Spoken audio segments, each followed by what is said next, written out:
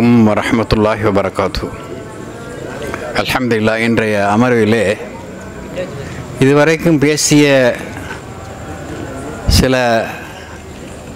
குறிப்புகளிலே ஏற்படக்கூடிய சின்ன சின்ன ஐயங்கள், அதில் கொஞ்சம் விட்டு போன விஷயங்கள்லாம் இருக்குது அப்படின்னு சொல்லிட்டு மௌலவி அவர்கள் சொன்னார்கள்.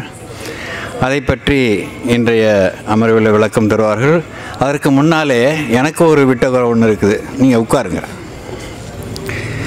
நேற்றைய அமர்வு முடிந்த நேரத்தில் ஒரு மனசுக்கு மகிழ்ச்சி தரக்கூடிய ஒரு சம்பவம் நடந்தது. அதில் ஒரு விட்டகுறை இருக்குது, அதை நான் சொல்லிடுறேன். மௌலவி அவர்களை சுற்றி ஒரு 5-6 பேர், ஒரு 10 பேர் இருக்கும்னு நினைக்கிறேன், சூழ்ந்துக்கிட்டு குனூத்து விஷயத்தை பற்றி கேட்டாங்க. எனக்கு ரொம்ப சந்தோஷமாக இருந்தது. இதுவரைக்கும் நம்முடைய ஷாஃபி ஆலிம் சாக்கள் நம்மளையெல்லாம் எப்படி மடை மாற்றி இருக்கிறார்கள் என்பதை விளங்கி கொண்டு குனூத்தை பற்றி யதார்த்த நிலை என்ன அப்படிங்கிறத பற்றி கேட்டாங்க. அதில் மௌலவி அவர்களும் அல்லாஹ்வின் தூதர் ஸல்லல்லாஹு அலைஹி வஸல்லம் அவர்கள் துரோகம் செய்து ஏமாற்றப்பட்ட போது, அதாவது 40 என்றும் 70 என்றும் மிகச்சிறந்த குர்ஆன் காரிகளை, குர்ஆன் ஆசிரியர்களை தங்களுக்கு அனுப்பி வைக்க வேண்டும் என்று ஒரு 3 கூட்டத்தார், லஹியான், ஜக்வான், ரஅல் என்ற 3 கூட்டத்தார் வந்து ரசூல் ஸல்லல்லாஹு அலைஹி வஸல்லம் அவர்களிடம் கேட்பார்கள், வேண்டுகோள் வைப்பார்கள். தங்களுடைய ஊரிலே அவர்களுக்கெல்லாம் குர்ஆனை கற்றுக் கொடுப்பதற்கு எங்களுக்கு காரிகள் வேண்டும், குர்ஆனை அறிந்தவர்கள், அறிஞர்கள் வேண்டும் என்று கேட்பாங்க, கோரிக்கை வைப்பாங்க. அதில் ரசூல் ஸல்லல்லாஹு அலைஹி வஸல்லம் ரொம்ப மகிழ்ச்சி அடைஞ்சு போய், அல்லாஹ்வுடைய வேதத்தை கற்றுக் கொடுப்பதற்கு நம்மிடம் வந்து கேட்கிறார்கள் அப்படின்னு சொல்லிட்டு தேர்ந்தெடுத்த குர்ஆன் அறிஞர்களை அவர்களோடு அனுப்பி வைப்பார்கள். அதில் ஒரு 40 என்றும் 70 என்றும் 2 ரிவாயத்துகள் உண்டு. அவ்வளோ பேரையும் கூட்டிகிட்டு போய் கொலை பண்ணிடுவானுங்க அந்த 3 கூட்டத்தாரும் சேர்ந்து. இது எவ்வளவு பெரிய ஏமாற்றம்! ஒரு மனுஷனை ஏமாற்றப்படுவதை வந்து தாங்கிக் கொள்ளவே முடியாது. அப்போ அல்லாஹ்வின் தூதர் ஸல்லல்லாஹு அலைஹி வஸல்லம் அவர்கள் அந்த கூட்டத்தாரை, தங்களையும் தங்களுக்கும் தன்னுடைய ரப்புக்கும் துரோகம் செய்த, மோசடி செய்த கூட்டத்தாரை சபித்து 5 நேரமும் குனூத் ஓதுனாங்க. சபித்து ஓதப்பட்ட குனூத்து, அதுதான் குனூத்துன்னு சொல்லிட்டு மௌலவி அவர்கள் விளக்கம் சொன்னார்கள். இதில் இன்னொரு விஷயம் சொல்ல வேண்டியிருந்தது, அது ஒரு குறை. ரசூல் ஸல்லல்லாஹு அலைஹி வஸல்லம் அவர்கள் தன்னுடைய பேரனான ஹசன் அவர்களை அழைத்து குனூத்தை பற்றி சொல்லிக் கொடுக்குறாங்கன்னு சொல்லிட்டு ஒரு ரிவாயத்து இருக்குது. அதில் வந்து சில கருத்து வேறுபாடுகள் இருக்குது, இஸ்னாதுகளில் வந்து பிரச்சனைகள் இருக்குதுன்னு வச்சுக்கணுங்களேன். அதில் என்ன சொல்கிறாங்கன்னா, ஹசன் ரலியல்லாஹு அன்ஹு அவர்கள் சொல்லுகிறார்கள், அல்லமணி ஜத்தி, என்னுடைய பாட்னார் அல்லாஹ்வுடைய தூதர் ஸல்லல்லாஹு அலைஹி வஸல்லம் அவர்கள் எனக்கு கற்றுத்தந்தார்கள். கலிமாத்தின் அகூலுஹுன்ன ஃபீ ஸலாத்தில் வித்ரி. நல்லா கவனிக்கணும், உங்கள் எல்லாருக்கும் தெரியும் கொஞ்சம் கொஞ்சம் வார்த்தைகளை சொன்னாங்க. வித்திரு தொழுகையிலே ஓதுவதற்காக அல்லாஹ்வுடைய தூதர் என்னுடைய பாட்னார் எனக்கு சில சொற்களை கற்றுத்தந்தார்கள். அல்லாஹும்ம ஹ்தினி ஃபீமன் ஹதைத், இப்போ ஷாஃபியாக்கெல்லாம் ஓதுறாங்க இல்லையா சுபூல, அந்த குனூத்து. அல்லாஹ்வுடைய தூதர் ஸல்லல்லாஹு அலைஹி வஸல்லம் அவர்கள் ஓதிய குனூத்து சபிக்கப்பட்ட குனூத்து. ஆனால் இவர்கள் சொல்லக்கூடிய குனூத்து, அதாவது ஷாஃபியாக்களுடைய ஆலிம்கள் சொல்லிக் கொடுக்கக்கூடிய குனூத்து வித்திரு தொழுகையிலே ஓதக்கூடிய குனூத்து. அந்த ஹதீஸிலே, அந்த ரிவாயத்திலே வரும், வித்திரு தொழுகையிலே ஓதுவதற்காக சொல்லிக் கொடுத்தார்கள் என்று வரும். அது வந்து அல்லாஹ் தஆலாட்ட நம்மெல்லாம் நேர் வழியை கேட்குறது, நம்முடைய உடல் நலத்தை கேட்குறது, நமக்கு வேண்டிய தேவைகளை கேட்குறது. அல்லாஹும்ம ஹ்தினி ஃபீமன் ஹதைத் வ ஆஃபினி ஃபீமன் ஆஃபைத் வ தவல்லனி ஃபீமன் தவல்லைத் என்று கேட்கணும் இல்லையா? அந்த வித்திரு தொழுகைகளை ஓதக்கூடிய குனூத்தை ஷாஃபியாக்களுடைய ஆலிம்கள் எப்படி கொண்டு வந்து சுபுகளை இணைத்தார்கள், எப்போது இணைத்தார்கள்? இது வந்து தொட்டக்குறை, அதையும் சொல்லணும் மௌலவி அவர்கள். ஏன்னா எதை வந்து எப்போ செய்யணும், எப்போ துஆ கேட்கணும் அப்படிங்கிற ஒரு வரைமுறை இஸ்லாத்தில் இருக்குது. சாப்பிடும்போது பிஸ்மில்லா சொல்லணும், டாய்லெட்டுக்கு போகும்போது என்ன சொல்லணும்? அல்லாஹும்ம இன்னி அஊது பிக்க மினல் ஹுபுதி வல் ஹபாயிசி என்று டாய்லெட்டுக்கு போகும்போது அந்த துஆ ஓதணும். சாப்பிடும்போது இதை சொல்லணும். இதில் கொண்டு வந்து வித்திர் தொழுகையில் ஓதக்கூடிய குணத்தை கொண்டு வந்து சுபூ தொழுகையில் இணைத்து இதுவரைக்கும் வந்து நமக்கு பயிற்றுவித்து கொண்டிருக்கிறார்கள். அதில் தெளிவடைய வேண்டும் என்பதற்காக அந்த இளைஞர்கள் சில பேர், தம்பிமார்கள் சில பேர் வந்து கேட்டது வந்து ரொம்ப மனசுக்கு சந்தோஷமாக இருந்தது. ஏன்னா இவங்கெல்லாம் போகிற போக்கில் ஒன்று ஒன்று சொல்லிடுவாங்க. குணத்தை பற்றி ஏதாவது சொல்லிட்டு போயிடுவாங்களா, இது பற்றிக்கிட்டு எரிங்க. ஆக இந்த எரிகிறத வந்து இன்னும் கொஞ்சம் எரிய விட்டு அதை வந்து சரியான முறையில் சீர்தூக்கி வைக்கணும் அப்படிங்கிறதுக்காக அந்த விளக்கத்தை சொல்கிறேன். மௌலவி அவர்கள் வந்து அந்த விட்ட குறையை வந்து தொட்டு பார்க்கட்டும். வாங்க மௌலவி, வந்துடுங்க.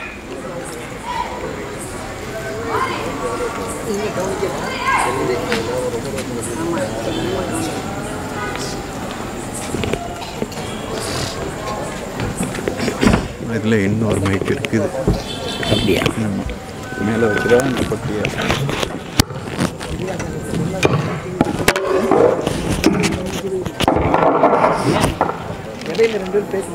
சரி சரி சரி, ஒன்றும் பிரச்சனை இல்லை, அதான் எடுத்துக்கிடுவா.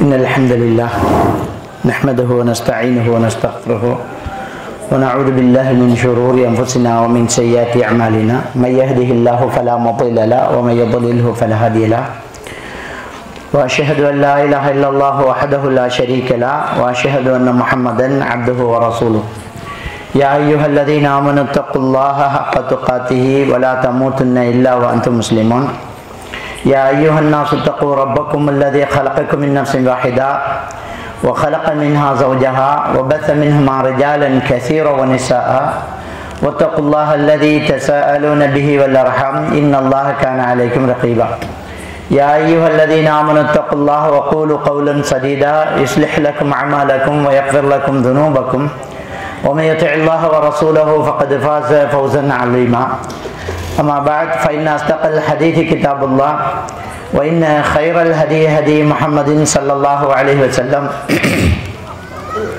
وشر الأمور محدثاتها وكل محدثة بدعة وكل بدعة ضلالة وكل ضلالة في النار.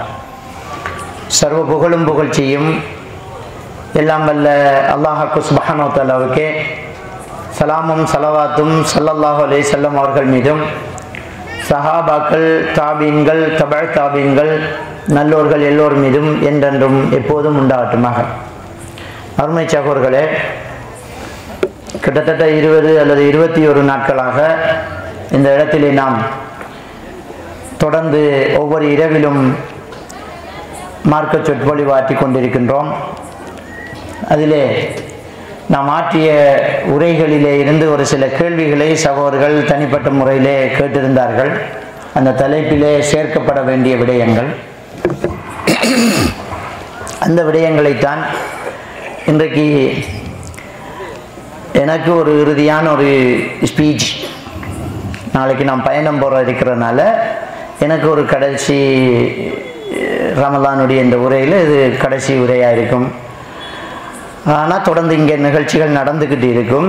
அதனால் நானே பேசி அந்த தலைப்புகளிலிருந்து கேட்கப்பட்ட கேள்விகளுக்கான ஒரு சில பதில்களைத்தான், தெளிவுகளைத்தான் இன்றைய நிகழ்ச்சியில் கடைசி அங்கமாக சேர்த்திருக்கிறோம். அல்ஹம்துலில்லாஹ். அதில் குழந்தை உளவியல் சம்பந்தமாக நாம் தொடர்ந்து 3 நாள் பேசியிருக்கிறோம். அந்த 3 நாள் பேசிய அந்த உரையில் ஒரு விஷயத்தை ஒரு சகோதரி கேட்டிருந்தாங்க. குழந்தை கர்ப்பமாக இருக்கும்போது எத்தனை தடவை ஸ்கேன் பண்ணணும், அது கரெக்டாக சரிதானா, ஸ்கேன் பண்ணுறது சரிதானா அப்படின்னு ஒரு கேள்வி கேட்குறாங்க. அதை பொறுத்த வரைக்கும் மருத்துவர்கள் சொல்லக்கூடிய ஒரு விடயம் என்ன அப்படின்னு சொன்னால், ஸ்கேனிங்கில் இருக்கக்கூடிய அந்த லேசர் வந்து கர்ப்பத்தில் இருக்கக்கூடிய சிசுக்கு ஒரு சின்னதாக தாக்கம் செலுத்தக்கூடியது தான். ஏன்னா அந்த ஒரு குழந்தையினுடைய டெவலப்மெண்ட் சைக்காலஜி படிக்கக்கூடியவர்களுக்கு தெரியும், குழந்தையினுடைய ஆரோக்கியத்தை கெடுக்கக்கூடியதில் தாயினுடைய மாத்திரை பாவனைகள் தாக்கம் செலுத்தும். இருக்கக்கூடிய சூழல், அவங்க சுவாசிக்கிற புகைத்தல், பக்கத்தில் இருக்கிறவங்க புகைக்கிறது, அது வந்து தாக்கம் செலுத்தும். அவங்களுக்கு இருக்கக்கூடிய பரம்பரை வியாதிகள் தாக்கம் செலுத்தும். அதே மாதிரியாக அவங்களுக்கு நடக்கக்கூடிய விபத்துக்கள் தாக்கம் செலுத்தும். அதே மாதிரி எக்ஸ்ரே கதிர்களும் ஸ்கேனிங்களும் தாக்கம் செலுத்தும் அப்படிங்கிறாங்க. ஆனால் கண்டிப்பாக ஒரு டாக்டர் அவர் மனைவிக்கு கர்ப்பமாயிருந்தால் 2 தடவை ஸ்கேன் பண்ணுவார். ஒன்று ஆரம்பத்திலேயே குழந்தை கர்ப்பப்பையில தான் உருவாக்கி இருக்குதா, ஏன்னா ஒரு சில பெண்களுக்கு அந்த பலோப்பியன் குழாயில் கூட கர்ப்பம் உருவாயிருக்கும். அப்போ ஸ்டிப் வச்சு பார்த்தோம்னா பாசிட்டிவ் காட்டும் கர்ப்பமாயிட்டாங்கன்னு. ஆனால் குழந்தை வெளியில் உருவாயிருக்கும், கர்ப்பப்பைக்கு வெளியில். அது வளர்ந்து வரும்போது அவங்களுக்கு உயிருக்கு ஆபத்து. அதனால் ஃபஸ்ட்டு ஸ்கேன் எடுப்பாங்க, குழந்தை கர்ப்பப்பையில் தான் இருக்குதா, அதுலேயே ஹார்ட் துடிப்பு, அந்த குழந்தையினுடைய அசைவு இதெல்லாம் பார்த்துருவாங்க.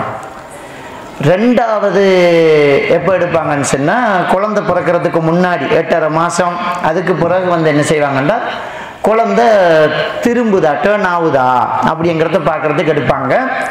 நல்ல பரிச்சயமானவர்களுக்கு அது கூட தேவையில்லை, அது அவட தேவையில்லை, சந்தேகமாக இருந்தால் அதை எடுத்துருவாங்க, அவ்வளோதான். இந்த குழந்தை கர்ப்பத்தில் இருக்கும்போது இது அடிக்கடி ஸ்கேன் பண்ணுறதை தவிர்ந்து கொள்வது நல்லது அப்படிங்கிறத நாம் பார்த்து கொள்ளலாம். அதே மாதிரியாக இந்த விஷயத்தில், இந்த குழந்தையினுடைய விஷயத்தில், குழந்தை பிறந்த உடனே குழந்தை காதில் பாங்கு சொல்கிறது, இக்காமத்து சொல்கிறது ஒரு சில ஊரில் வளமையாக இருக்குது. ஒரு சகோதரர் நேற்று கூட கேட்டிருந்தார், குழந்தை பிறந்தோன்னா குழந்தையில் ஒரு காதில் பாங்கும் இன்னொரு காதில் இக்காமத்தும் அப்படி சொல்லுவாங்க. அதுக்கு என்ன காரணம் அப்படி சொல்கிறாங்கன்னா, அந்த ஜனாசா தொழுகை இருக்குது இல்லை, அந்த ஜனாசா தொழுகைக்கு பாங்கும் இக்காமத்தும் இல்லை, அதை பிறந்தோடனே சொல்லி எடுத்துடுறோம் என்று ஒரு காரணம் வேறு சொல்கிறாங்க. ஆனால் நபிகள் நாயகம் ஸல்லல்லாஹு அலைஹி வஸல்லம் அவர்கள் அப்படி ஒரு பாங்கு இக்காமத் சொன்னதாக எந்த ஒரு சரியான ஹதீஸுமே கிடையாது. ஜனாசா தொழுகைக்கு மட்டுமா பாங்கு இக்காமத்து இல்லை, பெருநாள் தொழுகைக்கும் தான் இல்லை. அப்போ அந்த தொழுகையில் ரசூலுல்லாஹ் காட்டலைன்னா அது இல்லை, அவ்வளோதான். அப்போ பாங்கு சொல்கிறது, இக்காமத்து சொல்கிறது ஜனாசா தொழுகைக்காகண்டா இடையில இஸ்லாத்துக்கு வந்தவங்களுக்கு எப்போ சொல்ல போகிறோம்? அவங்களுக்கும் ஜனாசா தொழுகை இருக்கிறே. இஸ்லாத்துக்கு ஒருத்தர் வந்துட்டாரு, உட்கார வச்சு காதில் பாங்கு இக்காமத் சொல்லுவோமா? ஏன்னா உனக்கு ஒரு ஜனாசா தொழுகை இருக்குது, இப்போவே சொல்லிக்கிறோம் சொல்கிறோமா? இல்லை, அதெல்லாம் ஒவ்வொருத்தருடைய கருத்துக்கள். இப்போ நம்ம பள்ளியில் பயானில் என்ன சொல்கிறாங்கன்னா, தீன் என்பது அல்லாஹ்வுடைய கட்டளை, ரசூலுல்லாஹ்வுடைய வாழ்க்கை வழிமுறை, இது இரண்டையும் அணுவணுவாக பின்பற்றி வாழ்கிறதுல தான் ஈருலக வெற்றியும் தங்கியிருக்கிறது தான் ஸ்டார்ட்டே. அப்போ தீனுக்கு டெஃபினேஷன் சொல்கிறாங்க, அல்லாஹ்வுடைய கட்டளை, ரசூலுல்லாஹ்வுடைய வாழ்க்கை வழிமுறை, ரெண்டையும் அணுவணுவாக பின்பற்றணும். அப்போ அணுவணுவாக தானே பின்பற்றணும், இல்லாத எப்படி எடுத்துகிட்டு வர்றது? அப்படி இல்லை. ஆனால் நபிகள் நாயகம் ஸல்லல்லாஹு அலைஹி வஸல்லம் அவர்கள் காலத்தில் குழந்தை பிறந்தோன்னு ஒரு நபி தோழர் ஈச்சம்பழத்தை கையில் எடுத்துட்டு நபி அவர்கள்ட்ட எனக்கு குழந்தை பிறந்துடுச்சு அப்படின்னு ஒரு எண்ணமாக கொண்டு வந்து, ஈச்சம்பழம் இருக்குது, அதை நபி அவர்கள் மெண்டு அதை வாயில் அவருடைய உமிழ்நீரோடு சேர்த்து மெண்டு அதை குழந்தை வாயில் வைக்கிறாங்க, அதை ஹனிக்கன்னு சொல்லுவாங்க. அப்படி வச்சாச்சா? இப்போ இதை வச்சு ஆலிம் சாக்கள் அசரத்துமார்கிட்ட போய் குழந்தை பிறந்துடுச்சு, ஈச்சம்பழத்தை மெண்டு சாப்பிடுங்கன்னு கேட்டுறாதீங்க. அது நபி, இது நாம. நபியுடைய உமிழ்நீர் ஷிஃபா, அதில் இருக்கிற பரக்கத்தும் அதில் இருக்கிற அருளும் எதுலையுமே இருக்காது. நபி அவர்களுக்கு பின்னால் அபூபக்கர் சித்திக் ரலியல்லாஹு தஆலா அவர்கிட்ட போய் நபி தான் மவுத் ஆயிட்டாங்க, நீங்கள் மெண்டு தாங்க அப்படின்னு கேட்கல, அது ஆபத்து. எந்த அளவுக்குண்டா இப்போ டாக்டர்ஸ் மாதிரி என்ன சொல்கிறாங்கன்னா, குழந்தை பிறந்தோன்னா கொஞ்ச நாளைக்கு முத்தம் கொடுக்காதீங்க, இந்த நோய் எதிர்ப்பு சக்தியெல்லாம் சரியாக வரும் வரைக்கும் குழந்தைக்கு முத்தம் கொடுக்காதீங்க. இப்போ கொரோனா வந்தோடனே என்ன செய்யறோம், நம்ம மாஸ்கை போட்டுக்கிறோம். ஏன்னா அந்த மாஸ்கை போட்டு தான் அந்த சுவாசத்தில் வரக்கூடிய அந்த நோய் கிருமிகள் தடுக்கப்படுது. இன்னொருத்தருக்கு தொட்டாமல் இருக்கிறதுக்கும் வெளியில் இருக்கிறது நமக்குள்ளே போகாமல் இருக்கிறது தான் மாஸ்க் போடுறது. நோய் கிருமிகள் உள்ள வந்துடக்கூடாது, கண்ணுக்கு தெரியாத நுண்ணாங்கிகள் வந்துடக்கூடாது அப்படிங்கிறதுக்காக. அப்ப இன்னைக்கு முத்தம் கொடுத்தா அதான் பிறந்த உடனேயே 2-3 நாளைக்கு நீங்க முத்தம் கூட கொடுத்துடாதீங்க அப்படிங்க. அப்ப எச்சில் படுறது ரொம்ப பெரிய ஒரு பிழையான ஒரு விஷயம். தண்ணி கூட கொடுக்காதீங்கிறாங்க டாக்டர்னா, தாய்ப்பால் மட்டும்தான். ஆனா நம்ம என்ன செய்வாங்கன்னா ஜம்சம் தண்ணி வச்சு கொடுப்பாங்க. அது ஒரு பரக்கத்தான ஒரு நீர் அல்லாஹ் அற்புதமாக வர காட்டினது. அப்போ இந்த முத்தம் கொடுக்கறதுங்கிறதே தள்ளி வைக்க சொல்லியிருக்கும் போது மெண்டு கொடுக்கக்கூடாது. அது ரசூலுல்லாஹி ஸல்லல்லாஹு அலைஹி வஸல்லம் செஞ்சாங்கன்னா அது அவருக்கு மட்டும் தனித்துவமானது. அடுத்தவங்களுடைய உமிழ்நீர் அப்படியெல்லாம் இல்லை. நபிகள் நாயகம் ஸல்லல்லாஹு அலைஹி வஸல்லம் அவர்கள் குடிக்கக்கூடிய தண்ணீரில் ஒரு நபி தோழர் கோப்பையில் குடிக்கிறதுக்கு எடுத்தவர் ஊதுவார். ஆனால் தூசி இருக்குது, அதை ஊதி ஓரம் கட்டிட்டு குடிக்கிறதுக்காக ஊதுறாரு. ரசூலுல்லாஹி ஸல்லல்லாஹு அலைஹி வஸல்லம் அவங்க சொல்றாங்க குடிக்கிற தண்ணியில ஊதாதீங்கிறாங்க. அப்ப அவர் நபித்தோழர் சொல்றாரு தூசி இருக்கிறியா ரசூலுல்லாஹ்ங்கறாங்க. பேக்ரவுண்ட் என்ன? தண்ணிக்கு பற்றாக்குறையான பாலைவனத்தில் நடக்குது. நம்ம நாட்டு கோப்பையோட வீசிட்டு திரும்ப தண்ணி எடுத்துடலாம். அந்த காலத்துல தண்ணியே இல்லாம ரொம்ப கற்களால சுத்தம் செய்யக்கூடிய காலம், தண்ணி ரொம்ப பொக்கிஷமாக பாதுகாக்கக்கூடிய அந்த காலத்துல தண்ணியில தூசி இருக்குது, ஊதி ஓரமாக்குறேன்னு சொல்றாரு. அப்ப நபிகள் நான் ஸல்லல்லாஹு அலைஹி வஸல்லம் சொல்றாங்க ஊதாதீங்க, கெளிச்சு தூசியை கொட்டி விடுங்கிறாங்க. அது அவ்வளவு ஆரோக்கியமான, தண்ணியே போனாலும் பரவாயில்ல ஊதுறது. நீ குடிக்கிறதுல நீ ஊதினாலே உனக்கு நல்லதில்லை. நம்ம உடம்புக்குள்ள இருக்கும் வரைக்கும் நமக்கு ஆரோக்கியம் தரக்கூடிய உதவி செய்யக்கூடிய பாக்டீரியாக்கள் வெளியில வந்து வளிமண்டலத்தில் இருக்கக்கூடிய இன்னொன்றோட தாக்கம் செலுத்தினா அது நமக்கு எதிரிதான். உமிழ்நீர் வாயில இருக்க ஒண்ணும் இல்லை, துப்பிட்டு நம்மளே மிதிக்க கூடாது. ரசூலுல்லாஹி ஸல்லல்லாஹு அலைஹி வஸல்லம் அவங்க சொன்னாங்க நீங்க ஒருத்தர் துப்பிட்டீங்க அப்படின்னு சொன்னால் அதுக்கு பிராயச்சிட்ட மூடி விடுறதாங்கிறாங்க. துப்பினா மூடுங்கிறாங்க.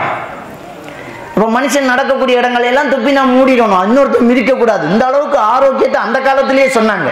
குடிக்கிற தண்ணியில ஊதாதன்னாங்க. இன்னொரு ஹதீஸ்ல வருது மூச்சு விடாதீங்கன்னாங்க.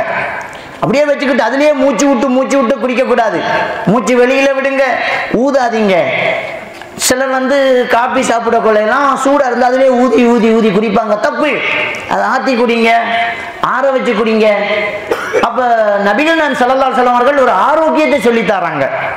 ஊதி என்ன செய்யக்கூடாது, குடிக்க கூடாது அப்படிங்கிறாங்க. அப்ப இன்னைக்கு வந்து அசரத்துக்கிட்ட போய் கண்ணூத்துக்கு தண்ணி வைத்தாங்க, பயப்பாட்டுக்கு தண்ணி வைத்தாங்க, இப்படியே தண்ணி ஊத சொல்லி கொடுக்கறது. அவர் ஊதுவார். மந்திரிச்சு ஊதுறதுக்கு ஒரு முறை இருக்குது. மந்திரிச்சு ஊதுறண்டா சும்மா சுஃப்ங்கிறல்ல, சுஃப்ண்டு வாயில இருக்கிற உமிழ்நீர் கலந்த குளுமையான காற்று வெளியில வரும். அப்போ 3/4 கிளாஸ் தண்ணியை ஊதிய முழு கிளாஸ் ஆக்கி தான் கொடுப்பாரு. அதைத்தான் குடிக்கிறோம் நம்ம. நபிகள் நான் ஸல்லல்லாஹு அலைஹி வஸல்லம் அவங்க குடிக்கிற தண்ணியில மூச்சு விடுறதையும் ஊதுறதையும் தடுத்திருக்கிறாங்க. நம்ம அசரத்து மார்க்கிட்ட போய் தண்ணி ஒதி கேட்டு அதை குடிச்சு அவர் சொல்லுவார் கொஞ்சத்தை குடிங்க, அதாவது என்கிட்ட இருந்து வந்த கிருமி கொஞ்சத்தை உள்ள அனுப்புங்க, மீதி முகம் எல்லாம் கழுவி கால் கையெல்லாம் கழுவுங்க, அதான் மீதி கிருமிகளை உடம்பெல்லாம் பூசுங்க. எங்க இருக்கு ரசூலுல்லாஹி ஸல்லல்லாஹு அலைஹி வஸல்லம் எப்பங்க தண்ணி ஓதி கொடுத்தாங்க? ஓதி பார்க்கறது இருக்கு. ரசூலுல்லாஹ் துஆக்கள் ஓதினாங்க. அந்த ஓதி பார்த்தல் இருக்கிறத தவிர தண்ணி ஓதி கொடுக்கறது எந்த அளவுக்கு சொன்னா, வெளிநாட்டு போறதுக்கு பாஸ்போர்ட் எடுத்துட்டோம் இல்ல, அந்த பாஸ்போர்ட்டை கொண்டு போய் ஹஸரத்திட்ட கொடுத்து அவர் வச்சு ஒரு நாள் பூஜை பண்ணிட்டு கொடுக்குறாரு. பரக்கத்தா இருக்கும் பாஸ்போர்ட்டை, அதை வச்சு பெரிய மந்திரம் எல்லாம் நடத்தி கொடுக்குறாங்க. இதெல்லாம் ரசூலுல்லாஹ் சொல்லி தந்தாங்களா? +2 எக்ஸாம் எழுத போறோம், பேனையை கொஞ்சம் ஓதி தந்துருங்க ஹஸரத். அந்த மந்திரம் தெரிஞ்சா எனக்கு நானே எழுதலாமே +2 விஞ்ஞான பாடம் எழுதலாமாடா. அப்ப மந்திரத்திலேயே நம்ம எல்லாம் பெரிய இடத்துக்கு போய்த்திடலாமா? பேனையை அவர் ஊதி கொடுப்பாரா, அவங்க பாஸ் பண்ணுவாங்களாம். அப்ப எதுக்கு படிக்க போனேன், நீ எதுக்கு காலேஜுக்கு போனேன், போகாம எதுக்கு நீ பள்ளிக்கூடத்துக்கு போனேன், ஸ்கூலுக்கு ஏன் போனேன்? அதான் ஹஸரத் இருக்காரு, பேனையை ஓதி தருவாரு. அப்ப இந்த அளவுக்கு நம்ம மூட நம்பிக்கைக்குள்ள என்ன செஞ்சுக்கிட்டு இருக்கிறோம், போயிட்டு இருக்கிறோம். எனவே சின்ன குழந்தைகளுக்கு தண்ணி ஊதி கொடுக்கிறோம், அதெல்லாம் தப்பு. இந்த குழந்தை பிறந்த உடனே சில வித்தியாசங்கள் அந்த குழந்தையில ஏற்பட்ட உடனே நம்ம எல்லாரும் என்ன நினைக்கிறதுன்னு சொன்னா, ஷைத்தான் வந்துட்டு, ஷைத்தான் பார்வையாயிட்டு, இப்படித்தான் நம்ம வந்து நினைக்கிறோம். குழந்தை வந்து ஒரு நேரத்துக்கு தொடர்ந்து அழும். நைட்டு 8 மணிக்கு அழ பிடிச்சு 12 மணி வரைக்கும் அழுகுது. அடுத்த நாள் கரெக்டாக அந்த 8 மணிலேருந்து 12 மணி வரை அழுகுது. அடுத்த நாள் அதே 8 மணி 12 மணி தொடர்ந்து அதே டைமிங் சரியா தொடர்ந்து அழுதுகிட்டே இருக்குது. அதுக்கு டாக்டர்கிட்ட போறது இல்லை, இது பேய் தான், ஜின் தான், சரியான ஷைத்தான் வந்து பிள்ளைகிட்ட வந்துட்டு இல்லை. அந்த டைமுக்கு தொடர்ந்து அந்த பிள்ளைக்கு வருத்தம் பெறும். அது டாக்டர் மாதிரிட்ட போனால் அதை கண்டுபிடிச்சிக்குவாங்க. நாட்டு மருத்துவர்கள் எல்லாம் என்ன செய்வாங்க, அதுக்கு மருந்து கொடுப்பாங்க. அந்த பிள்ளையினுடைய மாதம் எத்தனை மாதம் அப்படி என்று பார்த்து, நாங்கள் எங்கள் நாட்டிலலாம் நாட்டு மருந்தில் சில ஒயில் இருக்குது, அதாவது ஒரு டாட் அப்படியே நாட்டில் வச்சுருவாங்க. பிள்ளை ஒரு தடவை டாய்லெட் போகும், அதோடு அந்த அழுக நின்றும். எங்கள் ஊரில் ஒரு குழந்தை வந்து தொடர்ந்து ஒரே டைமுக்கு அழுதுனால அவங்க வந்து என்ன செய்கிறாங்க, ஒவ்வொரு ஹாஸ்பிட்டலாக பார்த்து, இப்போ இங்கேருந்து சென்னைக்கு போகிற மாதிரி தான் எங்கள் ஊர்லேருந்து கொழும்புக்கு கொண்டு போய் பெரிய பெரிய ஹாஸ்பிட்டல் எல்லாம் பார்த்து டாக்டர் மார்க்கிட்ட எல்லாம் காசு அள்ளி வீசி முடிஞ்சு அதே அளவு தான் ரிட்டர்ன் ஆகி வராங்க. வந்து எங்கள் பாப்பா நாட்டு வைத்தியர், அவர்கிட்ட வந்து பிள்ளையை காட்டணுன்னா அவர் வயிற்றில் கையை வச்சு இந்த கையில் அப்படி தெரிச்சு பார்க்குறாரு. வயிற்றில் கையை வச்சு அந்த அவர் கை மேலே இப்படி தெரிச்சு அந்த சவுண்டை பார்க்குறாரு. சவுண்டை பார்த்துட்டு ஒரு ஒயில் கொடுக்குறேன், அந்த ஒயிலை கொடுங்க சரியாயிடும். கொடுத்த உடனே ஒரு நாள் அந்த பிள்ளைக்கு நல்லா டாய்லெட் போகுது, அதோட சரி அழுக நின்று போச்சு. இதை எடுத்துக்கிட்டு எவ்வளோ தூரம் போய் வந்துருக்கிறாங்க, எத்தனை ஆயிரத்தை செலவு செஞ்சுக்கிறாங்க. அந்த நாட்டு மருந்துல எல்லாம் சரியான பலன் இருக்குது. அதை மூட நம்பிக்கைக்குள்ள கொண்டு போய் என்ன செஞ்சிடக்கூடாது, வச்சிடக்கூடாது. ஆனால் ரசூலுல்லாஹி ஸல்லல்லாஹு அலைஹி வஸல்லம் அவர்கள் சொன்னார்கள், மகரிபு நேரம், செக்கல் நேரம், இரவும் பகலும் முரசு கொள்ளும் என்று சொல்லுவோமே, அந்த செக்கல் நேரத்தில் உங்க குழந்தைகளை வெளியில் கொண்டு போகாதீர்கள், ஷைத்தான் கூடுதலாக வெளியில் நிற்கக்கூடிய நேரம் அது அப்படிங்கிறாங்க ரசூலுல்லாஹி ஸல்லல்லாஹு அலைஹி வஸல்லம். அப்போ அதுலேயும் ஒரு தாக்கம் இருக்கு. ஆனால் அந்த நேரத்தில் நீங்கள் வெளியில் கொண்டு போகாதீங்க. செக்கல் நேரம், மாலை மகரிபு நேரம்னு சொல்லுவோம். அந்த நேரத்தில் சின்ன குழந்தைகளை வெளியில் கொண்டு போகாதீங்க, ஷைத்தானுடைய தாக்கம் அந்த குழந்தைகளுக்கு வரும்ங்கிறதுனால ரசூலுல்லாஹ் அதை தடுக்கிறாங்க. நம்ம என்ன செய்யக்கூடாது, அப்படி போகக்கூடாது. குறிப்பாக ஜின்கள் அதிகமாக இருக்கக்கூடிய இடங்கள், எலும்புகள் இருக்கக்கூடிய இடங்கள். நம்ம ஆட்டு எலும்பு மாட்டு எலும்புகளை இந்த கறிக்கடையிலேருந்து ஒரு இடத்துல கொண்டு கொட்டுவாங்க குப்பையில். அந்த எலும்பு நபிகள் நாயகம் ஸல்லல்லாஹு அலைஹி வஸல்லம் அவர்கள் வெளிவாசல் தேவைக்காக போகும்போது அபூ ஹுரைரா ரலியல்லாஹு தஆலா அவர்கிட்ட சொல்றாங்க, 3 கற்களை கொண்டு வாங்க சுத்தம் செய்யறதுக்கு, எலும்புகளையும் விட்டைகளையும் விட்டுடுங்கன்னாங்க. 3 கற்களை கொண்டு வாங்க, எலும்புகளையும் விட்டைகளையும் விட்டுடுங்கன்னு சொல்றாங்க. அதை வந்து அவர் மனசுக்குள்ள வச்சுக்கிறாரு, ஏன் இதை தடுத்தாங்க அப்படின்ட்டு. அதை பிறகுதான் கேட்குறாங்க, அவசரத்தில் பாத்ரூம் போறவட்ட எல்லாம் கேள்வி கேட்டு நிற்கக்கூடாது. இன்னொரு சந்தர்ப்பத்தில் கேட்குறாங்க, ரசூலுல்லாஹி ஸல்லல்லாஹு அலைஹி வஸல்லம் எதுக்கு யா ரசூலுல்லாஹ் எலும்புகளையும் விட்டைகளையும் எடுக்க வேணாம் என்றாங்க. அது உங்க சகோதர ஜின்களுடைய உணவு, அதில் அசிங்கத்தை படுத்தக்கூடாது அப்படிங்கிறாங்க. ஜின்களுக்கு அதில் அல்லாஹ் தஆலா உணவை வச்சிருக்கிறான். காய்ந்து போன ஆடு மாடுகளுடைய மலம், அது விட்டை, அதே மாதிரி எலும்புகள். நம்ம எவ்வளவு அதில் கறி சாப்பிட்டோம் அவ்வளவு கறி அந்த எலும்புல அந்த ஜின்களுக்காக அல்லாஹ் தஆலா வச்சிருக்கிறான். இது கசானாவாக ஜின்கள் நபி அவர்கள்ட்ட சொல்லி அல்லாஹ்விடத்தில் பிரார்த்தனை செய்து பெற்றுக் கொடுத்த ஒன்று. அது பெரிய ஒரு ஹதீஸ். அப்ப என்ன இமாம்கள் சொல்றாங்கன்னா, எலும்புகள் கொட்டப்பட்டு இருக்கிற இடத்துல ஜின்களுடைய ஊசலாட்டங்கள் இருக்கு, அந்த இடத்துக்கு என்ன செய்யக்கூடாது, சின்ன குழந்தைகளை எல்லாம் எடுத்துட்டு போகாதீங்க அப்படிங்கிறாங்க. அப்ப இந்த இடங்களுக்கு போக வேண்டிய ஒரு அவசியம் வந்துட்டு, நம்ம குழந்தை எடுத்துக்கிட்டு ஒரு மகரிபு நேரம் வெளியில போக வேண்டிய ஒரு அவசியம் வந்துட்டு, இப்ப போறோம், என்ன செய்யறது? அப்ப நபிகள் நாயகம் ஸல்லல்லாஹு அலைஹி வஸல்லம் சொன்னார்கள், முஸ்லிம் கிரந்தத்தில் பதிவாக இருக்கக்கூடிய ஒரு ஹதீஸ், உங்களில் ஒரு, அதாவது கனவாயிருக்கு தானே மலை அடிவாரம், மலை அடிச்சாரல், அதுல தான் ஜின்களுடைய அட்டகாசங்கள் அதிகமாக இருக்கும். அந்த சூரத்துல் ஜின் 72வது அத்தியாயத்தில் அல்லாஹ் தஆலா சொல்லி காட்டுறான், ஆண்கள், மனிதர்களிலிருந்து சில ஆண்கள் ஜின்களில் இருந்து சில ஆண்களிடம் அபயம் தேடினார்கள். அந்த ஜின்கள் இவர்கள் பயந்து அபயம் தேடுவதால் தொடர்ந்து இன்னும் எல்லை மீறி பயம் காட்டி கொண்டது அப்படின்னு அல்லாஹ் தஆலா அந்த 72வது அத்தியாயத்தில் சொல்லி காட்டுறான். அதுக்கு தஃசீரில் எழுதப்படக்கூடிய என்ன, மலையடி வாரத்தில் ஜின்களுடைய அட்டகாசம் கூட இருக்கு. அந்த பலியில பயணம் போகக்கூடியவர்கள் அதை பயம் காட்டுது, இவங்க பயந்துக்கிறாங்க. அதுக்கு பிறகு அதை வணங்க தொடங்குறாங்க, ஜின்கள்கிட்டயே அபயம் தேட தொடங்குறாங்க அப்படின்றது அது. ரசூலுல்லாஹி ஸல்லல்லாஹு அலைஹி வஸல்லம் அவர்கள் சொன்னார்கள், முஸ்லிம் கிரந்தத்தில் பதிவாக்கக்கூடிய ஹதீஸ், உங்களில் ஒருவர் ஒரு மலையாடி வாரத்துக்கு போகிற ஒரு வாதி அந்த இடத்துக்கு போகிறார். அஊது பி கலிமாத்தில்லாஹி தாம்மாத்தி மின் ஷர்ரி மா ஹலக் என்ற துஆவை 3 தடவை ஓதிட்டு போனால் அங்கிருந்து அவர் திரும்பி வரும் வரைக்கும் அவருக்கு எந்த கெடுதியும் நடக்காது. அந்த மாதிரி வருது. அதே மாதிரி இன்னொரு ஹதீஸ் வருது, யார் ஒருவர் காலையில் மாலையில் இந்த துஆவை 3 தடவை ஓதுகிறாரோ லம் யதுர்ருஹு ஷையுன், அவருக்கு எந்த கெடுதியும் நடக்காது அப்படிங்கிறாங்க. அப்புறம் சின்ன ஒரு துஆ, அஊது பி கலிமாத்தில்லாஹி தாம்மாத்தி மின் ஷர்ரி மா ஹலக். அப்ப குழந்தைகளை நாம இப்படியான இடங்களுக்கு கொண்டு போறோம் அப்படின்றாலே இந்த துஆவை நாங்க ஓதிக்கொள்ளணும். நாமளும் அடிக்கடி இந்த துஆக்களை நம்ம ஓதிக்கொள்ளணும். அடுத்தது பெருமானார் ஸல்லல்லாஹு அலைஹி வஸல்லம் அவர்கள் தன்னுடைய பேர குழந்தைக்கு ஓதின கண் திருஷ்டிக்கான துவா, அது அஊது பி கலிமாத்தில்லாஹி தாம்மா வ மின் குல்லி ஷைத்தானின் வஹாம்மா வ மின் குல்லி ஐனின் லாம்மா. இதையும் ஓதி குல் சூரா இருக்கு தானே, சூரா அல் முஅவ்விதத்தைன் என்று சொல்லக்கூடியது, குல் அஊது பிரப்பில் ஃபலக் குல் அஊது பின் நாஸ், இந்த ரெண்டு சூறாவையும் இந்த கண் திருஷ்டிக்கு ஓதக்கூடியதை பேர குழந்தைக்கு ரசூலுல்லாஹ் ஓதுவாங்க அப்படி என்ற ஹதீஸ் வருது. அந்த சூறாக்களுக்கு பேரே சூரத்துல் முஅவ்விதத்தைன், ஓதி பார்க்கும் 2 சூறாக்கள். அப்ப குழந்தைகளுக்கு கண் திருஷ்டிங்கிறது உண்டு. அல் ஐனு ஹக்குன்னு என்றாங்க ரசூலுல்லாஹ், கண் திருஷ்டி உண்டு என்றாங்க. அப்போ அதை கண்ணால் காண முடியாது, மூளைக்கு படவும் செய்யாது. மூளைக்கு படலன்ட்டு கண் திருஷ்டி இல்லைன்னு சொல்றாங்க. அப்படி பார்க்க போனா தாஜ்மஹாலுக்கு கண் பாட்டிக்கணுமே, ஐஸ்வர்யாவுக்கு கண் பாட்டிக்கணும்னு சொல்றாங்க. ஐஸ்வர்யாவை நீ வேணுமெண்டா அழகா பார்க்கலாம், நாங்க அசிங்கமா தான் பார்க்கிறோம்.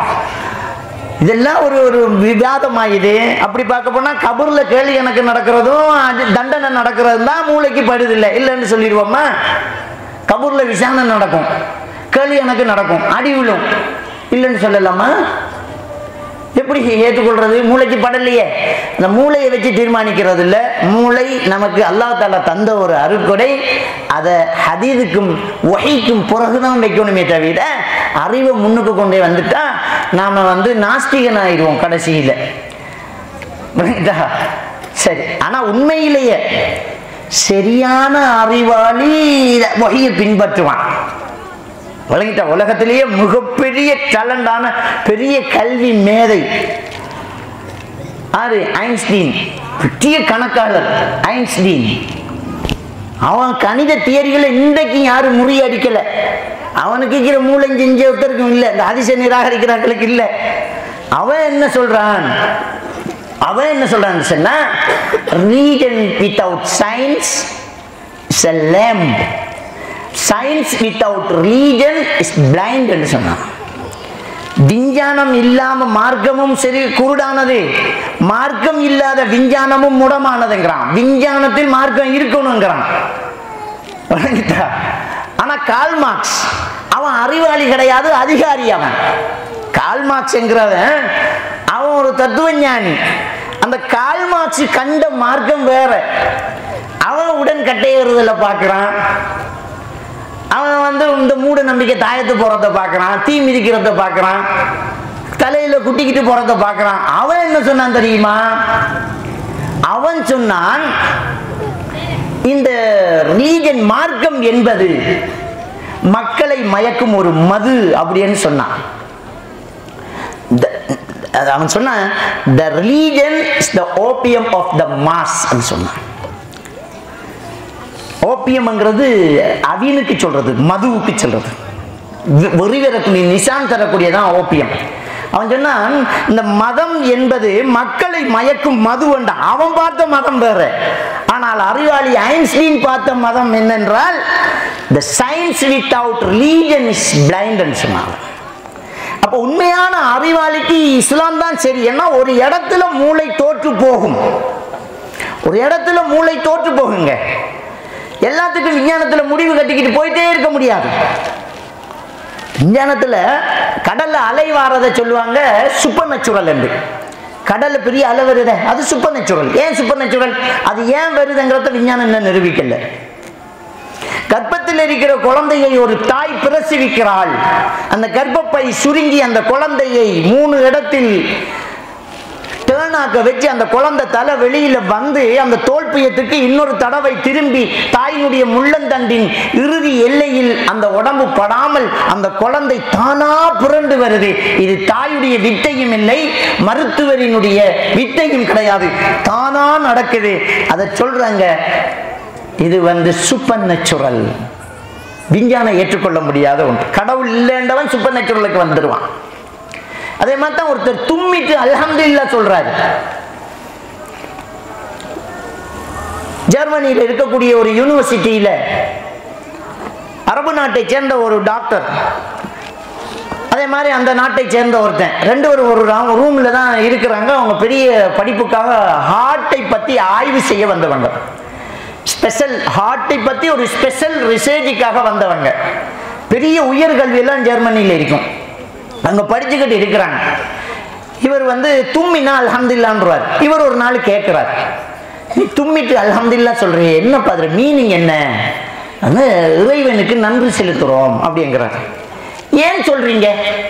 முஹம்மது நபி சொல்லிக்க, அதனால சொல்றோம்.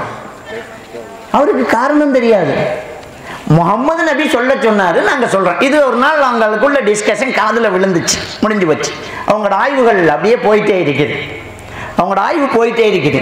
பொண்டாட்டி புருஷன் பிரச்சனை, பிரச்சனை இல்லாம நல்லா இருக்கிறாளுக்கு ஏன் ஜின்னு வர மாட்டேங்குது? அவனுக்கு தான் பிரச்சனை இல்லையே. எனவே இது இந்த கன்வர்ஷன் டிஸார்டர் அல்லது டிசோசியேஷன் டிஸார்டர், அது ஜின்னு பிடிக்குதுன்னு நம்ம ஆட்கள் நினைக்கிறாங்க. ஒன்றுமே கிடையாது. ஒரு டெஸ்ட், உடம்புக்குள்ள ஜின்னு பூந்துட்டு ஒரு ஆள் கத்துதண்டு வச்சுக்கோங்க. எனக்குள்ள ஜின்னு வந்துட்டு கட்டுறான். நான் வந்திருக்கேன். எங்கேருந்து வந்திருக்கேன்? நான் ஹைதராபாத்ல இருந்து வந்திருக்கேன். ஓ, இலங்கையில் எனக்கிட்ட நிறைய ஜின்னு இந்தியாவிலேருந்து வந்துட்டு போய் சொல்லிருக்கீங்க. இந்தியாவிலேருந்து வந்திருக்கான். தண்ணியில் விழுந்து மௌத்தான ஒரு குழந்தை நான், இவன் உடம்புக்குள்ள வந்துட்டேன் சொல்லிச்சோம். எந்த வழியால வந்த நீ? டெஸ்ட் என்ன தெரியுமா? சரி, இந்தியாவிலிருந்து இலங்கைக்கு வந்திருக்க, ஹைதராபாத்ல இருந்து தமிழ்நாட்டுக்கு வந்திருக்கிற, அதிராம்பட்டினத்துக்கு வந்திருக்கிற, ஆளுக்குள்ள பூந்திருக்கிற இல்லையா? இதை கொஞ்சம் அந்தரத்தில் நிப்பாட்டுங்க. இத அப்படி வச்சு இதை கொஞ்சம் அப்படி திருப்பி வைங்க. அந்தரத்தில் நிப்பாட்ட தேவை. இதை கொஞ்சம் அப்படி திருப்பி வைங்க. உங்களை ஜின்னு நம்புறோம். இந்த உடம்புக்குள்ள பூந்து ஆட்டம் கூட தெரியுது, பேச தெரியுது, 10 பேரை அடிக்க தெரியுது, இவ்வளவு தின்ன தெரியுது, எலும்பு முள்ளு எல்லாம் சேர்த்து சாப்பிடுவான், வாய்க்குள்ள பூத்துவான். இம்பாசிபிள், ஆனா நடக்கும். ஒரு மனுஷன் அப்படி சாப்பிட மாட்டான். என்னங்க, மீனை முள்ளோட திம்பமா நாம மதுநாள் பாய்வான், கால் வருத்தமானவன் பாய்வான், நடக்க முடியாதவன் ஓடுவான். இதுல பாஞ்சு அதுல பாஞ்சு அதுல பாஞ்சு அடுத்து பாஞ்சு யாராலையும் பிடிக்க முடியாம மின்னல் வேகத்துல ஓடுவான். அவனா ஓடல, அவனுடைய ஆள் மனசு அவனுக்கு ஒரு சக்தி கொடுக்கிறதாக ஒரு இமேஜை உருவாக்கி ஓடுறான். அவனால முடியும். எப்ப நமக்கு முடியும்னு நினைக்கிறோமோ முடியுமா இல்லையா? நம்ம கோலதான். ஆனா உம்மா ஒருத்தன் திட்டினா 10 பேரை அடிச்சு போட்டு நிற்போம். என்னடா அப்படின்ட்டு சந்தர்ப்பம் பிறக்கல வீரம் தானே நானு. அப்ப இதை வச்சு சுத்து, இதை கொஞ்சம் திருப்பி விடு. எங்க நடக்கும்? நடக்காது. இதான் டெஸ்ட். ஜின்னண்டா செய்யி, இல்லையா கொண்டு ஹாஸ்பிட்டல்ல போய் மருந்தெடுங்க. அது ஒண்ணுமே கிடையாது. மனசுக்குள்ள இருக்கிற வலி, வேதனை, பிரச்சனை இதுகளை நம்ம கிளியர் பண்ணிட்டோம்னு சொன்னால் அவங்க என்ன செஞ்சிருவாங்க? சரியாயிருவாங்க. எனவே இந்த ஜின்னு ஒரு மனுஷனு கூட உடம்புக்குள்ள பூந்து கூட இப்படி அட்டகாசம் ஜின்னால சில தாக்கங்கள் இருக்குதான். இந்த உடம்புக்குள்ள ஒரு ஆள் உடம்புக்குள்ள ஜின்னு வந்து பூந்து அவருடைய நாவுல பேசுமா அப்படின்னு கேட்டால் எந்த ஒரு சரியான ஹதீஸுமே இல்லை. இமாம் அஹ்மது ரஹ்மத்துல்லாஹி அலைஹி அவர்கள்ட்ட ஒருத்தர் கேட்கிறாரு, ஒரு மனுஷனுடைய உடம்புல ஜின் பூருமாண்டு. அவர் சொல்றாரு, அவர் தெரியாத மொழி பேசுறாரே என்று. அதனால பூரும் என்றுதான் இமாம் அஹ்மது ரஹ்மத்துல்லாஹி சொல்றாங்க. அவருடைய மகன் அதை ரிவாயத்து பண்றார். அது அவருடைய கருத்து, அதை நான் ஏற்றுக்கொள்ளல. நான் என்ன சொல்றேன் என்றால், தெரியாத மொழி பேசுற யாரும் கேட்காத மொழி பேசல. இங்க இருந்துகிட்டு ஒரு ஆளுக்கு ஹிந்தி தெரியாத ஒருத்தர் ஹிந்தியில பேசுறார் அப்படிங்கிறத நான் ஏற்றுக்க மாட்டேன். ஏன்னா அவர் ஹிந்தியை காதால கட்டிருக்கிறார். கேட்காத மொழி பேசுவாரா? டொச்சு பேசிருக்காரா? டொச்சில ஜின் வராதா? அங்க இருந்து பே வராதா? சைனீஸ் பாஷை பேசினாரா? அந்த சேனலை நம்ம குடிக்கிறது இல்லை, நம்ம டிவியில். கேட்காத மொழி பேசினால் நம்புவேன். அப்படி யாருமே இல்லை. கேட்ட மொழி, எங்க நாட்டுல சிங்களம் பேசுவான், அவனுக்கு சுத்தமா சிங்களம் வராது. எந்த அளவுக்கு சிங்களம் பேசுவான்னா, சுத்த சிங்களம் பேசுறதுக்கும் சிங்களத்தை படிச்சுக்கிட்டு முஸ்லீம் பேசுறதுக்கும் வித்தியாசம் இருக்குதான். அது பாச தெரிஞ்சவங்க சொல்றாங்க, மௌலவி இது சாதாரண முஸ்லீம் பேசுற சிங்களம் இல்லை, சிங்களவனே பேசுறான்னு கூட்டிட்டு போவாங்க. சரியாகி விட்டுருவேன் அல்லாஹ்வினுடைய கிருபையாக. இப்ப எங்க இருந்து வந்துச்சுடா ஜின்னு? எங்க இருந்து வந்துச்சு? அவர் காதால கேட்ட மொழி, அந்த சேனல் வேலைஞ்சிருக்கிறார், அந்த பாசையை கேட்டிருக்கிறார், அந்த டிவி பார்த்திருக்கிறாரு, அரபு கேட்டிருக்கிறார், அரபு சேனலை கேட்டிருக்கிறாரு. நம்முடைய மூளையில் எல்லாமே பதிவாகுது. நம்முடைய மூளையில் இருக்கக்கூடிய அந்த மெமோரி செல்ஸ்கள் எல்லாத்தையும் பதிவாக்கி தேவைப்படும் போது அதை வெளியாக்கும். கேட்காத மொழி பேச முடியாது. எனவே ஒரு ஆள் உடம்புக்குள்ள ஜின்னு பூந்து பேசுமான்னு கேட்டா நான் கேட்கிறேன், ஷைத்தானுக்கு மனுஷனை வழிகெடுக்கிறது தானே நோக்கம். என் உடம்புக்குள்ள பூந்து என்னுடைய நாவில் பேச ஷைத்தானுக்கு முடியும் என்றால் உலகத்தை வழிகெடுக்க ஒரு வெள்ளிக்கிழமை போதுமே. எல்லா மிம்பர்ல இருக்கிற மௌலைமாருக்குள்ளையும் போக வேண்டியதானே.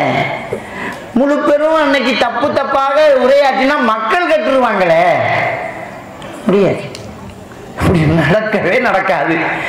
ஏன்னா அல்லாஹ் தஆலா திருக்குர்ஆன்ல சொல்லலாம், இன்ன கைத ஷைத்தானிக்கான வைஃபா, ஷைத்தானுடைய தந்திரம் பலகீனமானது, அப்படியெல்லாம் செய்ய முடியாது.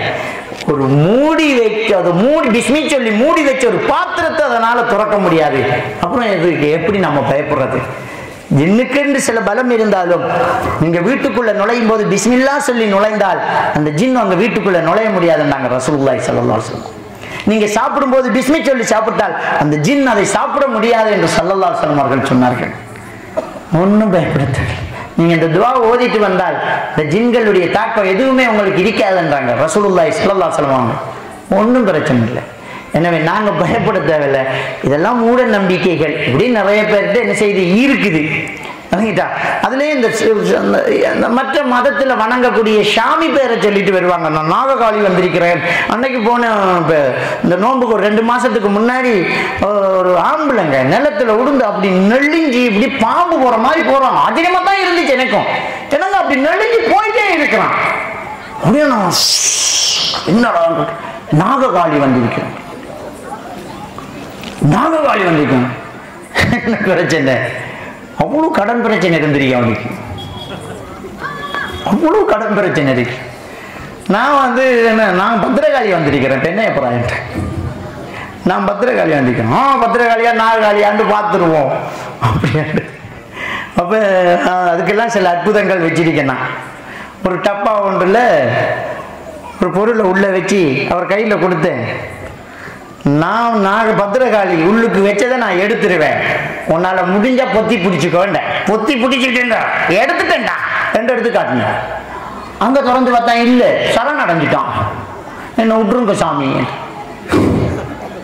ஒன்றுமே இல்லை. அதுல வச்சது அதுக்குள்ளதான் இருக்குது. ஆனா அதுக்கு தெரியாது நான் வச்சுக்கிட்டு இருக்கிற இன்னொன்று. இப்படி எல்லாம் சொன்னா அவனுக்கே ஒரு டென்ஷன் ஆகுது. எல்லாம் ஒன்றுமே இல்லை. அவன் பெரிய பிரச்சனையில இருந்தான், அது சரியாக்கியாச்சு. எனவே இதெல்லாம் ஒண்ணுமே இல்லை. இதெல்லாம் ஒரு மூட நம்பிக்கை. மனசுல அழுத. நான் கேட்கிறேன், நான் எதுக்கு இதை எடுத்தேன்னு சொன்னா, அப்ப நாககாளி என்ற ஒரு ஆள் இருக்கிறா, அவன் கற்பனையில வணங்குறான்னு நம்ம ஒத்துக்கிறோம். ஜின்னு வந்தோன்னா அப்ப நாககாளி என்ற கடவுள் இருக்கிறா, அதுக்குள்ள விருதா எங்க வந்துச்சு சொல்லு. என்கிட்ட சிலர் வந்து பேரு சொல்லுவாங்க, நான் இன்னொரு வந்திருக்கிறேன் அப்படிம்பாங்க. அப்ப நான் வந்து அந்த உண்மைத்தன்மையை வழங்கணுமே. நான் அப்படியே கண்ணை பார்ப்பேன், சிரிப்பேன். யாருன்னு என்று கேட்பேன். நான் வந்து ஒரு பேரை சொல்லுவார், வந்து இன்னொரு ஹைதர் அலி வந்திருக்கேன் அப்படின்னா, உண்மையை செல்லம் ஹைதர் அலி ஆண்டா அப்படின்னா, உன் பேரை நான் சொல்ல யாருன்னு கேட்பேன். சொல்லு. நான் ஒரு பேரை சொல்லுவேன், முகமது அலி கான் நம்பர். பரவாயில்லையே, என்ன புரிஞ்சுக்கிட்டே அம்மா. ஆஹா, நான் சும்மா தானடா சொன்னேன். அப்ப இது மனநோய் தான். அது மனநோய். சிலது இருக்கிறது நடிக்கிறது, சில கேஸ் இருக்குது அந்த மாதிரி நடிப்பாங்க. ஒரு பையனை கூட்டிட்டாங்க, போன் பண்றாரு ஒருத்தர். இந்த தர்கா வழிபாட்டில் இருக்கிற ஒரு அதுலயே ஊறி போன ஒரு ஃபேமிலியில ஒரு 10 வயசு பையன். அந்த 10 வயசு பையன் வந்து ஜின்னு அவனை தூக்கி கொண்டு போய் சில நாட்களை எங்கேயோ ஒரு இடத்துல போட்டுடுது. பீச்சில் தோணிக்குள்ள போட்டு இருந்துச்சு ஒரு தடவை, ஒரு காட்டுக்குள்ள போட்டு இருந்துச்சு, இன்னொரு வீட்டுக்குள்ள ஒரு பால் அடைஞ்ச இடத்துல. இப்படியெல்லாம் அந்த பையனை கண்டிருக்கா. சொல்லலாம், வீட்டுல தான் தூங்கினோம்மா, என்ன ஏதோ ஒரு கருத்த உருவம் கொண்டாந்து இங்க போட்டு இருக்கேங்கிறான். ஐயோ அப்படின்னு கத்திக்கிட்டு வல்லாவே இந்த எடுத்துக்கிட்டு ஓடி இந்த மந்திரவாதிகள்கிட்ட எல்லாம் போய் 20,000 ஒவ்வொருத்தர் 20,000 15,000 அந்த பிள்ளைக்கு கழுத்து நிறைய அப்படியே இங்க இருந்து மாலையா கோர்த்து கட்டி தொங்க விட்டானுங்க சும்மா. அதுல என்ன எழுதிக்கான், அரபு எழுதிக்கான். அது எழுதினா சரியா வந்துருமா.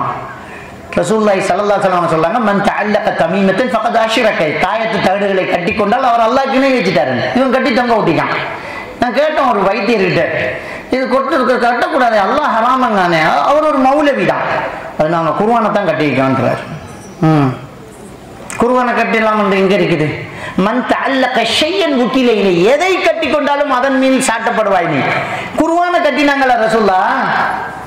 குர்ஆனை பின்பற்றத்தானே வேணும்.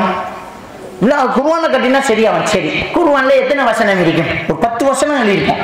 மொத்த குர்ஆனை மனப்பாடம் பண்ண ஹாபிஸுக்கு வருத்தம் வருதே, மனசுக்குள்ளேயே கட்டிக்கிட்டான். அதுக்கு என்ன பண்ண போறேன்? ஹாபிஸுக்கு வருத்தம் வருது, அவன் மொத்த குர்ஆனை மனசுக்குள்ளேயே வச்சுக்கான், அவனுக்கு வருத்தம் வருது. 2 வசனத்தை எழுதி வெளியில கட்டி தொங்க விட்டா வருத்தம் சரியாயிடுமா? சரிங்க, அது குர்ஆனை கட்டிக்கிட்டு பாத்ரூம் போக போடாதா? அவன் வந்து உணவு இல்லாம இருப்பானே, பாத்ரூம் போவானே, அதுக்கு என்ன செய்ய போறோம்னு அது உள்ளுக்கு வச்சு மூடித்தானே இருக்கு. அப்ப குர்ஆனை ஒரு பொட்டிக்க வச்சு மூடி டாய்லெட்ல கொண்டு வச்சிருவியா நீ? எல்லாத்துக்கும் ஒரு காரணம் சொல்லுவாங்க, ஹதீஸ்ல இல்லை. அப்போ அவனை வந்து பெரிய தாயத்துகளோட அந்த பையனை கூட்டிட்டு வர்றாங்க. எல்லாத்துக்கும் வழி இல்லை. கடைசியா தௌஹீதுக்கு தான் வரணும்னு ஒரு நிலைமை வந்தாச்சு. என்ன செய்யறேன்னு கூட்டிட்டு வராங்க. எனக்கு ஒருத்தர் ஃபோன் பண்றாரு, உங்கள்கிட்ட அனுப்புறோம், கேஸை கொஞ்சம் பார்த்துக்கோங்க அப்படின்னு. சரி தம்பி வாங்க, என்ன நடந்ததுன்னு விஷயத்தை சொல்லும் போதே எனக்கு விளங்கிட்டு இது டிராமா. பாப்பா எங்க? பாப்பா வெளிநாட்டில் கட்டார்ல. ரைட். என்கிட்ட எப்பவுமே டேபிள்ல கத்தி வச்சிருப்பேன். கத்தியை எடுத்தோம், புள்ள பயந்துட்டான். ஒன்றும் இருக்கடா, அவன் கழுத்தில் இருக்கிறதையெல்லாம் அறுக்கணும். நான் வைத்தியம் பார்க்குறேன்டா, தாயத்தை இருக்கக்கூடாது. எல்லாத்தையும் அறுத்து டஸ்ட்பினில் போட்டாச்சு. ஏன்னா அந்த உமா இன்னொரு பொம்பளை தான் வந்திருக்காங்க, இன்னும் வெளியாக்க போகிறேன், சில நேரம் உங்களுக்கு ஏதாவது நடந்துடக்கூடாது, நீங்கள் அங்கே வெயிட் பண்ணுறீங்களான்னா ஒரே பாத்தெல்லாம் ஓடிட்டாங்க. ஐயோ நாம தப்பிடுவோன்னு பார்த்தேன். போய் கதவை பூட்டினேன். தம்பி என்ன நடந்ததுன்னு சொல்லுங்கண்டு. இல்லை நான் தூங்கிட்டு இருந்தோம், ஒரு கருத்தை உருவம் போய் பெஸ்ட்டு கடற்கரையில் போட்டுருந்துச்சு. அப்போ இடையில போனதெல்லாம் விளங்கிச்சா, லேசாக காற்றுப்பட்ட மாதிரி இருந்துச்சு. சரி. அப்போ கீழே மேசையை கீழே ஓட்டி பெரிய பொல்ல ஒன்றை எடுக்க. என்னன்னு கேட்டான். என்னண்டா, நான் ஜின்ன வச்சு வசியம் பண்ணி ஜின்ன வச்சு பாடம் நடத்துகிற ஒரு ஆள். உண்ட கண்ணை பார்த்தாலே தெரியும் உனக்குள்ள ஜின் இல்லைண்டு. போட்டேன்னு ஒரு சத்தம் உண்டு. கண்டிப்பா அங்க கேட்காது, ஏன்னா அவ்வளோ அட்டச்சி வச்சிருக்கேன் நம்மளோட ரூமை. போட்டேன்னு ஒரு சத்தம் என்னடா ஜின்னோட மாமா சொல்றேன் மாமா சொல்றேன் மாமாண்டா. என்னன்னா கல்முனையில கொடியேற்ற பள்ளி ஒன்று, ஒரு பள்ளி, ஒரு 10-12 நாள் மௌலுது ஓதி பெரிய விழா கொண்டாட்டம் நடக்கும். அந்த இடத்துல எல்லாம் விளையாட்டு பொருட்களும் விற்பனைகளும் பெரிய, அந்த கூத்துக்காகவே போவாங்க. அதுக்கு இவன் போறதுக்கு வீட்டை கட்டிக்க அனுமதி கொடுக்கல. அவன் போயிட்டான். கண்டிப்பா வீட்டை அடியுடன் சுபவுக்கு நேரம் போய் தோணிக்கப்படுத்திட்டான். உண்மையிலேயே நித்திர வைத்து தேடிக்கு வந்து என்னடா உனக்கு நடன கண்ணம் முழிச்சான். ஆச்சரியமா கேட்கறாங்க என்னடா நடந்தது. அதே கண்டினியூ பண்ணிவிட்டான். அப்புறம் அவனுக்கு எங்க போகணும்னு தோணுதோ போயிட்டு எங்கேயாவது வீட்டுக்கு பக்கத்துல ஒரு இடத்துல போய் அதே படுக்கிறேன். உண்மையை சொல்லிட்டான். அடிக்கல, ஆனா அழுதுட்டான். அந்த அடி கிட்ட நெருங்கும் அந்த பொல்லு. அப்படிதான் கண்ணத்தோட. இனிமே இப்படி பண்ண மாட்டோம் மாமா. இப்ப போ. அவன் அம்மா கூப்பிட்டான். என்ன எல்லா ஜின்னும் போயிட்டு கூட்டிட்டு போங்க. அவங்களுக்கு நம்பிக்கை இல்லைன்னா தாயத்து போடலை, மந்திரம் செய்யலை, என்ன கூட்டிட்டு போங்க. போகும்போது கூப்பிட்டு கொஞ்சம் எக்ஸ்கியூஸ் மீ, திரும்ப எப்பயாவது ஜின்னு வந்தா ஹமீத் மௌலைட்ட போறான்னு சொல்லுங்க, ஓடிடும். ஓடிடும், நிக்காது அந்த ஜின்னு. இப்படி நடிச்சுக்கிட்டே தாய் தகப்பனை ஏமாத்திட்டு, புருஷனை ஏமாத்திட்டு, பொண்டாட்டி, இப்படி எல்லாம் நிறைய கேட்டு நம்மகிட்ட வந்து மாட்டிக்கிட்டு இதுக்கு சொல்லக்கூடாது. இதெல்லாம் சும்மா ஒரு செப்ப மேட்டுறது இல்லை. எவ்வளவு பேர்ட்ட நான் சவால் விட்டுட்டேன், கொண்டு அவன் ஜின்ன பார்ப்போம், எடுத்துட்டு வா, உன்னை மந்திர சக்தி என்று பெரிய போட்டியெல்லாம் நடந்திருக்குதுங்க இலங்கையில். ஒருத்தர் இருக்கிறார், அவர் அப்படியே வெறும் பிஞ்சான அப்படியே மூடி திறந்தா அப்படியே ஆப்பிள் வரும். அந்த ஆப்பிளை திண்டா வருத்தம் இல்லாங்க. அவர் வீட்டுக்கு பக்கத்திலேயே மேரைய போட்டேன். கிட்டத்தட்ட இது ஒரு 2008 2007 அந்த காலங்கள் இருக்கும். சவால் போட்டு நானும் பிஞ்சான மூடி திறந்து ஆப்பிள் எடுத்து காட்டினேன். நான் இப்ப அவர்கிட்ட கேட்டேன், சரி இப்ப வா ஸ்ட்ராபெரி எடுத்து காட்டு பார்ப்போம். ஏன்னா அந்த கடையில் அந்த ஏரியாவில் ஸ்ட்ராபெரி இல்லைன்னு எனக்கு தெரியும். உனக்கு இப்ப 7 மணி ஸ்ட்ராபெரி எடுத்து காட்டு. ஆப்பிள் எடுக்கலாம், அதான் பக்கத்து கடையில் இருக்கிறேன். அதுக்கப்புறம் ஒரு சவால் விட்டார், ஸ்ட்ராபெரி எடுத்து காட்ட அவர் ரெடியா. ஒரு வாரத்துக்கு பிறகு வேண்டிட்டேன் நீ. இப்ப நான் அங்க வந்து ஒரு பழம் சொல்லுவேன், எடுத்து தருவியான்னு கேட்டேன். பேச்சக்கணும் எல்லாம் சும்மா சில அற்புதங்களை செஞ்சு ஒரு மாயத்திகளை செஞ்சு ஏமாத்திட்டிருக்காங்க. சரி, நான் ஜின்னுக்கே நான் இப்படி பாடம் நடத்துறேன், உண்மையிலேயே அதனால எழுமனா எனக்கு ஒரு அடி அடிச்சுட்டு போக வேண்டியதானே ஜின்னு, இவனால நமக்கு பெரிய பிரச்சனை உண்டு. அப்படியெல்லாம் ஒன்றும் கிடையாது. இதெல்லாம் மூட நம்பிக்கை, அதுக்குள்ள பேய்த்திராதீங்க. அல்லாஹ் ரசூலை நம்பி குர்ஆன் ஹதீஸ் வாழ்க்கை இருந்தா நம்ம சிறுக்கிலையும் போக மாட்டோம், அந்த வழியில் நம்ம பொருளாதாரத்தை வீணாக்கவும் மாட்டோம், ஈமானையும் விட மாட்டோம். அல்லாஹ் நம்ம அனைவரையும் பாதுகாக்கணும். இன்ஷா அல்லாஹ் என்னுடைய இவ்வளவு நாள் பேச்சில் உங்க மனசு நோம்படி ஏதாவது பேசியிருந்த அல்லாவுக்காக மன்னிச்சு கொள்ளுங்க. நோன்பு காலங்களில் இருக்கிறீங்க, எனக்காக வந்து வாச்சிங்க. வாஹிரு தஅவானா அல்ஹம்துலில்லாஹி ரப்பில் ஆலமீன். சுப்ஹானக்கல்லாஹும்ம பிஹம்திக அஷ்ஹது அல்லா இலாஹ இல்லா அன்த அஸ்தக்ஃபிருக வ அத்தூபு இலைக். அது இதை உண்டாக்குது. நட்சத்திரங்கள் பயணம் செஞ்சது, ஒரு வெடிப்பு வந்துச்சு, பெருவெடிப்பு கொள்கை, அதுல தான் பூமி உருவாயிச்சு. இப்படித்தானே அவங்க பார்க்கறது. ஒரு இடத்துல தோத்து போவாங்க அவங்க. அந்த ஹார்ட்டினுடைய அந்த அசைவுகள், மேலே 2 அறை கீழே 2 அறை, மேலே சுருங்கினோன்னா தானா கீழே விரியும், கீழே சுருங்கினா அது மேலே புஷ் பண்ணி விரியும். இப்படியே இது மாறி மாறி ஒன்று சுருங்குறதுனால ஒன்று விரியுது அப்படின்னு படிச்சுட்டு போகிறாங்க. தும்மினா எல்லாமே சுருங்குது. சுருங்கினதுக்கு அப்புறம் எப்படி ஒன்று மட்டும் வேலை செய்யுது அப்படிங்கிறத தேடுறாங்க. அதுக்கு என்ன சக்தி இருக்குது, எங்கேருந்து அதுக்கு காற்று வருது, அதை எப்படி எந்த சக்தி அதை விரிய வைக்குது அப்படின்னு பார்த்தா அவங்களுக்கு அங்கால எதுவுமே கண்டுபிடிக்க முடியலை. பல வருஷங்களாக ஆய்வு செய்வார், முடியலை. அப்போ தான் இந்த முஸ்லீம் சகோதரர் சொன்னது ஞாபகம் வருது. ஆஹா, அந்த காலத்தில் எழுதவும் படிக்கவும் தெரியாதவர் தும்மினுடனே கடவுளை புகழ்றார் என்றால், தும்மினதுக்கு அப்புறமா உயிர் வாழ்றதுக்கு கடவுளினுடைய அருள் தேவை. அவன் தான் விரிச்சுடுறான். அந்த மனுஷன் இஸ்லாத்துக்கு வரான். அப்ப அறிவாளிகள் எல்லாம் இஸ்லாத்தை ஏற்றுக்கொள்றாங்க. இவங்க அறிவாளின்னு சொல்லிக்கிட்டு இஸ்லாத்தை நிராகரிச்சுட்டு இருக்கிறாங்க. ஹதீதுகளை மடுத்துக்கிட்டு இருக்கிறது. இது மூளைக்கு படலை. அவன் மூளை அவ்வளோ பெருசா, கண் திருஷ்டி உண்டு என்று ரசூல்லா சொன்னாங்க, அவ்வளோதான். அதுக்கு ரசூல்லா துவா சொல்லி தந்திக்காங்க. அதுக்கெல்லாம் நீங்கள் தலையை சுற்றுறது, ஆராத்தி எடுக்கிறது, பூசணிக்காய் சுற்றுறது, துப்பை சொல்லிட்டு தூக்கி எறிகிறது, இதெல்லாம் இஸ்லாம் சொல்லலை. இதெல்லாம் வேற ஒன்றிலிருந்து நீங்கள் காப்பி அடித்தது. நபிகள் நான் ஸல்லல்லாஹு அலைஹி வஸல்லம் துவா சொல்லி தந்திக்காங்க. அந்த துவாவை நாங்கள் ஓதலாம். குழந்தைகள் வச்சிருக்கக்கூடியவங்க அந்த துவாவை நாங்கள் அடிக்கடி ஓதுறது, அடிக்கடி குழந்தைகள் நம்ம தான் ஓதி பார்க்குறது. அதுக்கென்று ஒரு சாரார் கிடையாது வெளியில், நம்ம தான் ஓதி பார்க்குறது. அதை நாம் என்ன செஞ்சிடலாம், சொல்லிக்கொள்ளலாம், செய்து கொள்ளலாம் அப்படிங்கிறத நாங்கள் தெளிவாக புரிஞ்சு கொள்ளணும். அடுத்தது இந்த சீதனத்தை பற்றி நான் பேசியிருந்தேன். சீதனத்தை பற்றி பேசினதில் ஒரு சகோதரர் விஷயத்தை சொல்லியிருந்தால் யதார்த்தமான ஒரு விஷயம்தான். அதாவது சீதனம் இல்லாமல் பெண்ணை மட்டும் ஒரு புருஷன் தன்னுடைய வீட்டுக்கு கொண்டு வரான்ல, அங்கே நிறைய சிக்கல் இருக்குது. இதுக்கு என்ன தீர்வு அப்படின்னு கேட்குறாரு. என்ன சிக்கல்னா, அங்கே அந்த குழந்தை அந்த பெண்ணு ஹிஜாப் போடணும், முகத்தை மறைக்கணும். அங்கே குழந்தை நார் இருக்கார் இல்லை, ஹமுவண்டாரு புருஷனுடைய சகோதரன், மனைவியினுடைய சகோதரி, அதுதான் ஹமுங்கிறது. நபிகள் நாயகம் ஸல்லல்லாஹு அலைஹி வஸல்லம் சொன்னாங்க, ஒரு ஆணும் பெண்ணும் தனிச்சிருந்தால் மூன்றாவது ஷைத்தான் என்றாங்க. அப்போ ஒரு நபித்தோழர் கேட்குறாங்க, அல்ஹமு யா ரசூலல்லாஹ், குழந்தைனாருடைய விஷயம் என்னன்றாங்க.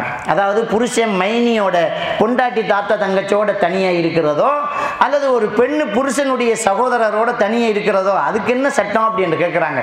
நபிகள் நாயகம் ஸல்லல்லாஹு அலைஹி வஸல்லம் சொன்னார்கள், ஹமு வல் மௌத்னாங்க. அவ்வளோதான், செத்த அதோட இருந்தால் இனி செத்ததுக்கு சமந்தான். அவ்வளோ பெரிய பாவம், அது தப்பு, கூடாது. அப்போ நபிகள் நாயகம் ஸல்லல்லாஹு அலைஹி வஸல்லம் அவர்கள் தடுத்த ஒரு விஷயம் நடக்க போகுது. வீட்டை பொண்டாட்டியை கூட்டியானா என் தம்பி இருக்கிறான், என்னுடைய அண்ணன் இருக்கிறான், அவன் முகத்தை மூடணும். ஒரு வீட்டுக்குள்ளே முகத்தை மூடிக்கிட்டு வாழ முடியுமா? அப்போ ஒரு நடைமுறை சிக்கல் வருதே, இதுக்கு என்ன தீர்வு அப்படின்னு கேள்வி கேட்குறாங்க. சீதனை எடுக்கக்கூடாது, பொண்டாட்டி வீட்டில் போய் இருக்கிறதும் கூடாது, அப்படித்தான் நம்ம சொன்னோம். அதுக்காக கொண்டு போய் தம்பி இருக்கிற வீட்லேயே, நானா இருக்க அண்ணன் இருக்க வீட்லேயும் கொண்டாந்து வச்சிருக்க சொல்லலையே. அந்த வீடு ஒரு தனி குடும்பமாக பிரிக்கக்கூடிய அளவுக்கு இருந்தால் இருந்துக்க, இல்லாட்டி ஒரு வாடகை வீட்டுக்கு போ. உன் மனைவிக்கு சுதந்திரம் கொடுக்கத்தானே வேணும், அது கஷ்டமே அப்படின்ற. அப்போ பொண்டாட்டி வீட்டில் நீ மட்டும் எப்படி போய் இருப்ப, அங்கே மனைவி இருக்க மாட்டாவா? அங்கேயும் குழந்தைனார் இருக்கே, அங்கே நீ எப்படி இருக்க போற? உனக்கு கஷ்டம் வேண்டா பரவாயில்லையா? நீ வேணுமெண்டா எல்லாரோடையும் பேசிட்டீங்களா, உன் பொண்டாட்டி மட்டும்தான் பேசக்கூடாதா? தப்பு. அங்கேயும் தப்பு தான் நடக்க போகுது, இங்கேயும் தப்பு தான் நடக்க போகுது. வீட்டுக்கு விசிட்டு வந்தால் என்ன செய்வோம் நம்ம? வீட்டுக்கு ஒரு விருந்தாளி வந்தால் என்ன செய்வோம்? அது முன்னாலே இருக்கும், பெண்கள் பகுதி வேறையாக இருக்கும். இதே மாதிரி உனக்கு ஒரு நல்ல வீடு கிடைக்கும் வரைக்கும் அந்த வீட்டில் இருக்கக்கூடியவர்களுக்கு இஸ்லாம் இருந்தால், உன் தம்பி போகணும்னா சலாம் சொல்லி உள்ளே கொஞ்சம் வரலாமா அப்படின்னு கேட்டுருவான். கொஞ்சம் திரும்பி நிற்பாங்க, போக முடியும். இருக்கிறதுலேயே மார்க்கம் இருந்தால். ஆனால் தனியாக இருக்கிறது தான் நல்லது. அடுத்தது சொன்னாங்க, இந்த மாமியார் பிரச்சனை இருக்குதுப்பா, அதுக்கு என்ன செய்கிறது அப்படின்றது. நிறைய இந்தியாவில் தற்கொலைகள் மாமியா மதனி பிரச்சனையில், மாமியா மருமகள் பிரச்சனையில் தான் கூடுதலாக தற்கொலை நடக்குது அப்படின்னு ஒரு கதை சொல்கிறார். உண்மையிலே தான் நான் கேள்விப்படுற ஒரு விஷயம். இந்த சமூக ஊடகங்களினூடாக எல்லாம் பார்க்கக்கூடிய அந்த விஷயம் என்னென்னா, இங்கே இந்தியாவில் இந்த மாமியார் மருமகள் பிரச்சனை ரொம்ப அதிகமாக இருக்குது. என்ன காரணம்? ஏன் இந்த மாமியார் மருமகள் பிரச்சனை இருக்குது? நகைச்சுவையாக சொல்லக்கொள்ள கூட மாமியார் மருமகளை தான் உதாரணமாக எடுத்து நகைச்சுவையே என்ன செய்வாங்க, சொல்லிக்குவாங்க. ஒரு ஃபோன் பண்ணி தன்னுடைய தோழிக்கு சொன்னாலாம், என் மாமியார் கிணத்துல விழுந்து மௌத்தா போய் தாடி அப்படின்னு. அதுக்கு அவள் சொன்னாலாம், எங்கள் வீட்லேயும் கிணறும் இருக்குது, மாமியாவும் இருக்குது, இப்படி ஒரு நல்ல காரியம் நடக்க மாட்டேங்குது. அதுக்கு அவள் சொன்னாலாம், இருந்தால் நடக்குமா, நாம் தானே தள்ளி விடணும், வா மையத்துக்கு கண்டாலாம். அப்போ இதெல்லாம் ஜோக்கா சொல்கிற அளவுக்கு ரொம்ப பெரிய பிரச்சனை இங்கே நடந்துக்கிட்டு இருக்குங்கிறது மட்டும் தெரியுது. என்ன காரணம் அப்படின்னு கேட்டால், அந்த உறவை நம்ம கொஞ்சம் தள்ளி வைக்கிறோம், அவ்வளோதான். பக்கத்திலே வைக்கிறோம் இல்லை. மருமகள் அப்படிங்கிறத மகளாக நினச்சிட்டோம்னா ஒரு பிரச்சனை இல்லை. நான் கேட்க, உங்களுக்கு ஒரு வாயாடி மகள் இருக்கிறான், சரியான வாயாடி, புருஷனை கண்டபடி திட்டக்கூடியவ, சட்டம் போட்டு பேசுறவ, வீட்டு வேலை ஒழுங்காக பண்ணாதவ, வீட்டை துப்புரவா வைக்காதவ, அந்த மகளும் உமாவும் இருக்கிறா. அந்த உமா எப்படி சால்வ் பண்ணா, எப்படி அதெல்லாம் மறைப்பது? பொத்திரி வாய, வீட்டில் ஆட்கள் இருக்காங்கடி அப்படின்றத கண்டுக்க மாட்டா, இப்படியாவது அட்ஜஸ்ட் பண்ண மாட்டான். மருமகம் என்ன சட்டம், ஒன்றுமில்லை மருமகன், அது நான் தான் அப்படி என்றெல்லாம் சமாளித்து அந்த புள்ளோட வாழ்க்கை கெட்டுட போகாது, அது நல்லா இருக்கணுங்கிறதுக்காக உன்னால் தாங்க முடியுதில்லை. மருமகளுடைய விஷயத்தில் மட்டும் ஏன் எல்லாமே சரியா இருக்கணும்னு நினைக்கிற? தவறு ஒன்று இருக்கத்தான் செய்யுமே. அப்போ ஒரு மாமியா தன்னுடைய மருமகளை மகளா நினைச்சாலும் ஒரு பிரச்சனை இருக்காது. ஒரு விஷயத்தை நம்ம தெளிவாக புரிஞ்சு கொள்ளணும். நம்முடைய மகனுக்கு படிப்பு கொடுக்கலாம், பதவி கொடுக்கலாம், சமைச்சு கொடுக்கலாம். ஆனால் அவனுடைய எல்லா தேவைகளையும் உன் தாயாலேயோ சகோதரிகளாலேயோ கொடுக்க முடியாது. அந்த தேவையை இந்த பெண்ணு கொடுக்குறா, இதுக்கு எவ்வளவு கைமாறு நம்ம செய்யணும். முடியுமா நம்மளால? நம்முடைய மகனை சுகப்படுத்தக்கூடியவள்கள், அவனை திருப்திப்படுத்தக்கூடியவள்கள் அப்படிங்கிற ஒரு விஷயம் நமக்கு எப்போ புரிய போகுது?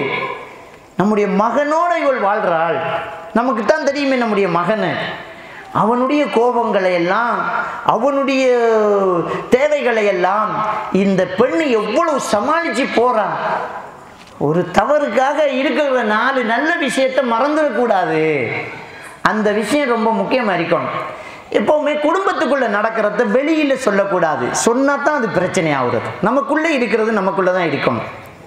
இந்த பெண்களுடைய ஒரு பழக்கம் என்னன்னு சொன்னா, ஒரு ஆள் வந்துட்டா ஏதாவது பேசி ஆகணும், மனசில் இருக்கிற பிரச்சனையே பேசி ஆகணும்.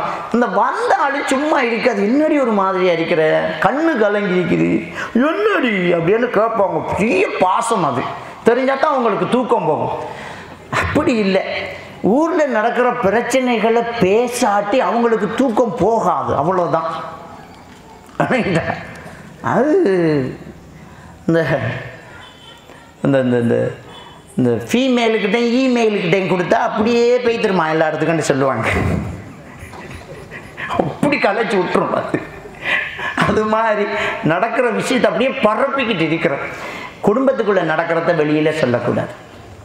இப்ராஹிம் நபி தன்னுடைய மகனுடைய வீட்டுக்கு வராங்க. மருமகளுக்கு மாமனாரை தெரியாது. வந்த நேரம் மகன் இல்லை. எங்கம்மா அவர் அப்படின்னு வேட்டைக்கு போயிருக்கிறாரு. எப்படிம்மா குடும்ப வாழ்க்கையெல்லாம் எப்படி போகுமா அப்படின்னு கேட்டார். என்னத்தை கேட்பீங்க, சரியான கஷ்டத்தில் போகுதுன்னாங்க. சரி, அவர் வந்தால் வாசப்படியை மாற்ற செல்லுமா, எல்லாம் சரியாயிடும்னு வந்துட்டார்.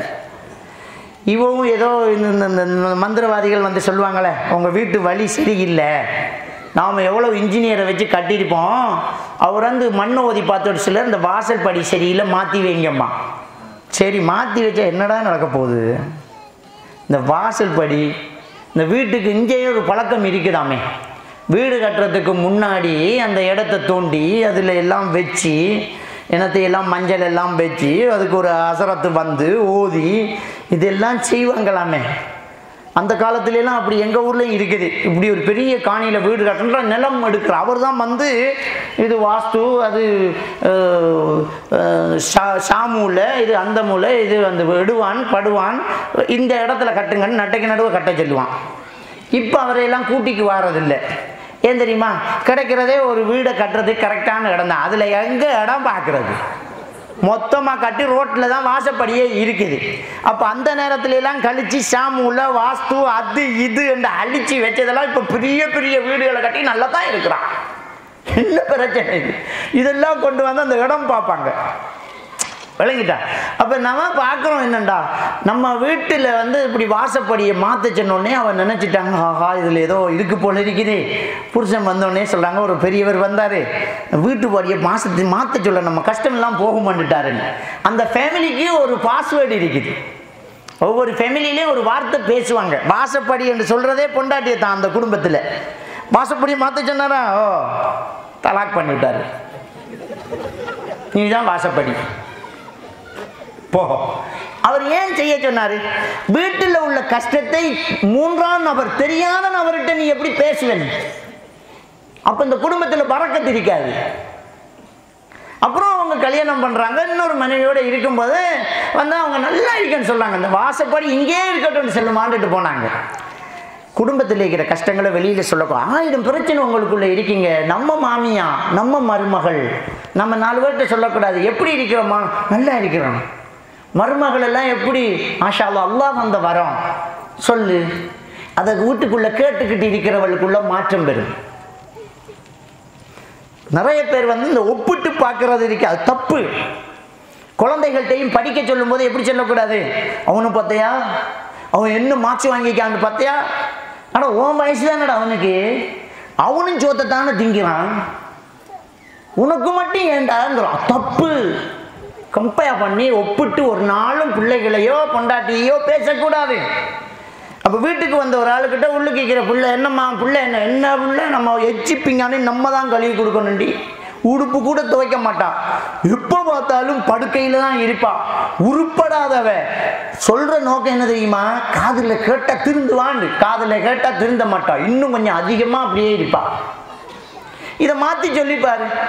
ஏம்மா வீடெல்லாம் இப்படி இருக்குது, உன் பிள்ளை எங்கம்மா அப்படின்னா, அம்மா என் பிள்ளை தான் ஒவ்வொரு நாளும் செய்கிறது.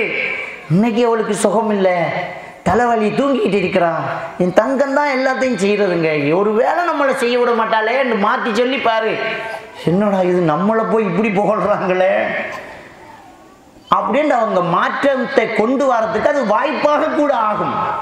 நல்லா சொல்லுங்க, என் மருமகள் தங்கமானவ நல்லா இருக்கிறா, அல்ஹம்துலில்லாஹ், எங்களுக்கு எந்த குறையும் இல்லை. இருந்தாலும் எதுக்கு உனக்கு ஓம் வீட்டு பிரச்சனை என்னத்துக்கு? நீ நல்லா இல்லைங்கிறது வெளியில தெரியக்கூடாதுங்கிறது ஒரு பிடிவாதமாக இருக்கும். சாப்பிடாட்டியும் சாப்பிட்ட மாதிரி வெளியே இருக்கு.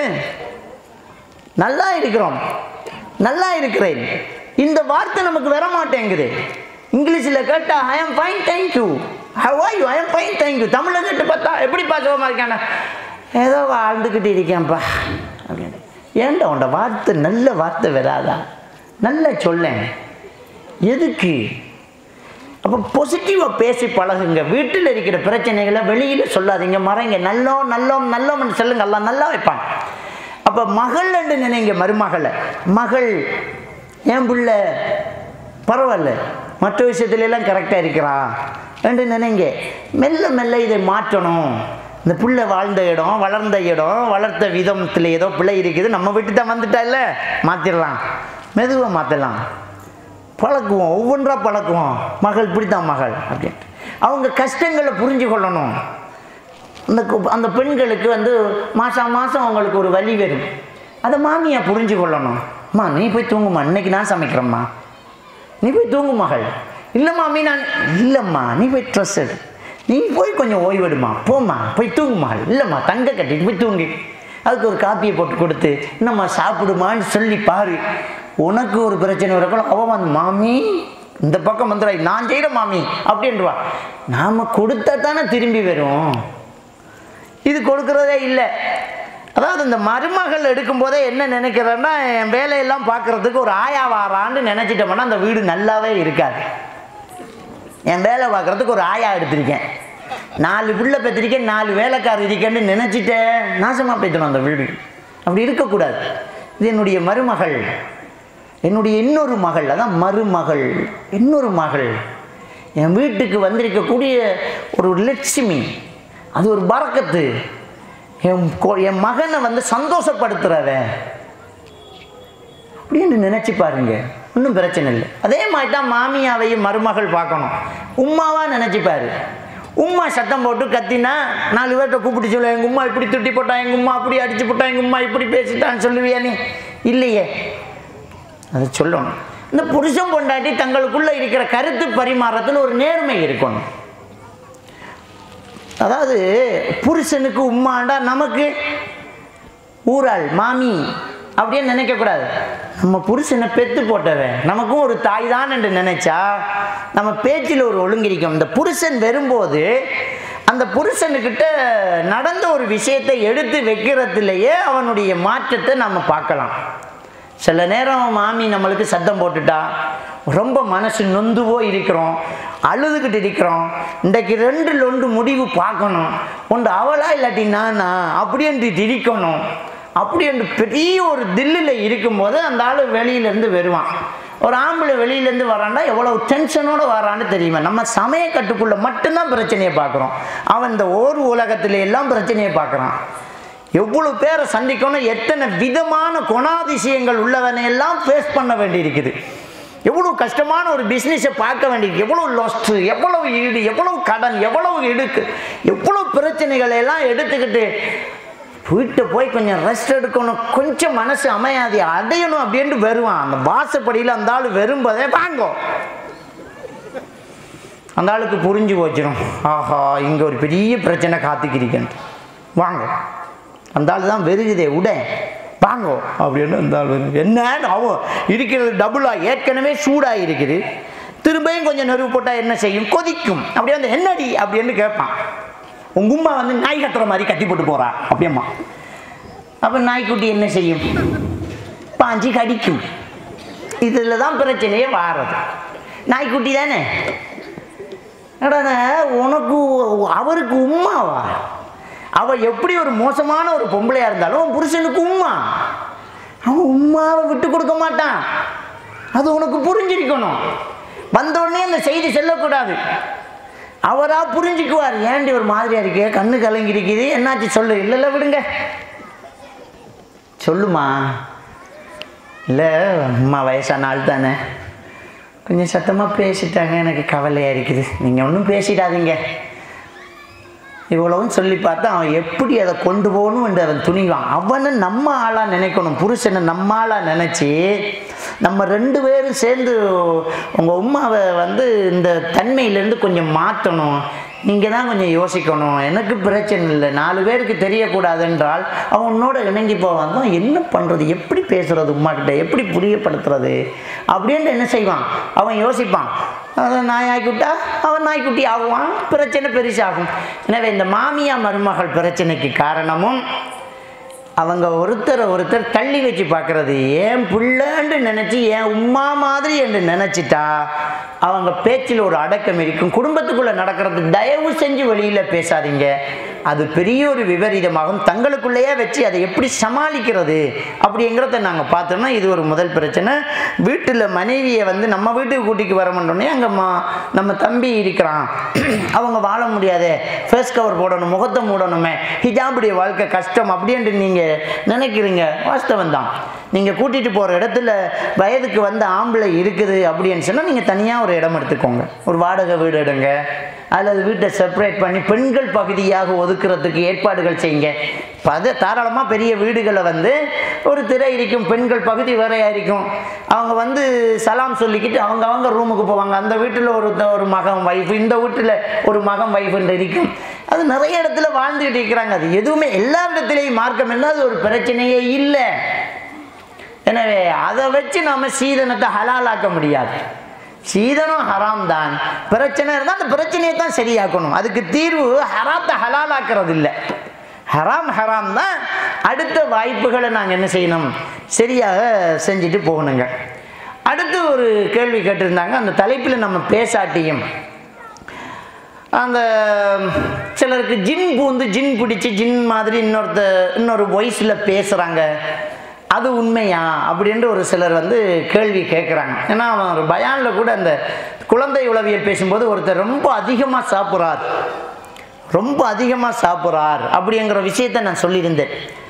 அதாவது சில நோய்கள் இருக்குது, சிக்ஸபர்னியா, பைப்போலர் எஃபெக்டிவ் டிஸார்டர் போன்ற நோய்கள். அந்த நோய்களுக்குரிய சிம்டம்ஸில் என்ன செய்யணும்னா இந்த கோர்ட்டிசோல் ஹார்மோன் அது வந்து சுரக்கிற விஷயத்தில் வந்து என்ன செய்யும் என்றால் வித்தியாசங்கள் ஏற்படும். அதனால் போதும் அப்படி என்று சொல்லக்கூடிய அந்த சமிக்கைகள் ஹைப்போதலம்ஸ்லேருந்து வராது மூளையில். அதனால் அவர் ரொம்ப திண்டுக்கிட்டு சாப்பிட்டுக்கிட்டே இருப்பார், எவ்வளோ ஒன்று வேணாலும் சாப்பிட்டுட்டே இருப்பார். அதை ஜின்னு அப்படின்னு நம்ம சொல்கிறோம். ஆனால் டாக்டர் மாட்டு அதுக்கு ஒரு மருந்து இருக்குது, ஒரு டேப்லெட் இருக்குதுங்க, ரொம்ப சீப்பான ஒரு டேப்லெட். அந்த டேப்லெட்டில் ஒரு 2 டேப்லெட், இந்த ஃப்ளாக்சிட்டின் 20 மில்லியில் ஒரு 2 டேப்லெட்டை தூக்கி போட்டால் ஒரு தடவையில் என்ன செஞ்சிடும், அந்த சாப்பிட்றதெல்லாம் நின்றும். அது மூளையில் உள்ள ஒரு கெமிக்கல் இன்பேலன்ஸால் தான் ரொம்ப அதிகமாக சாப்பிட்டுக்க. அது ஜின் எல்லாம் கிடையாதுங்கிறத நாங்கள் தெளிவாக என்ன செய்யணும், புரிஞ்சுக்கொள்ளணும். அடுத்ததுங்க, ஒரு ஜின் மாதிரி பிஹேவியர் பண்ணுறார், இன்னொரு ஆள் மாதிரி பேசுகிறார். அப்புறம் அவருக்கு என்ன நடந்தது அவருக்கே தெரியல, என்னாச்சு என்ன நடந்துச்சு அப்படின்னு சொல்கிறாங்க இல்லையா. இது கன்வர்ஷன் டிஸார்டர் என்று சொல்கிறது. கன்வர்ஷன் டிஸார்டர் இல்லாட்டி டிசோசியேட்டிவ் டிஸார்டர் என்று சொல்லுவாங்க.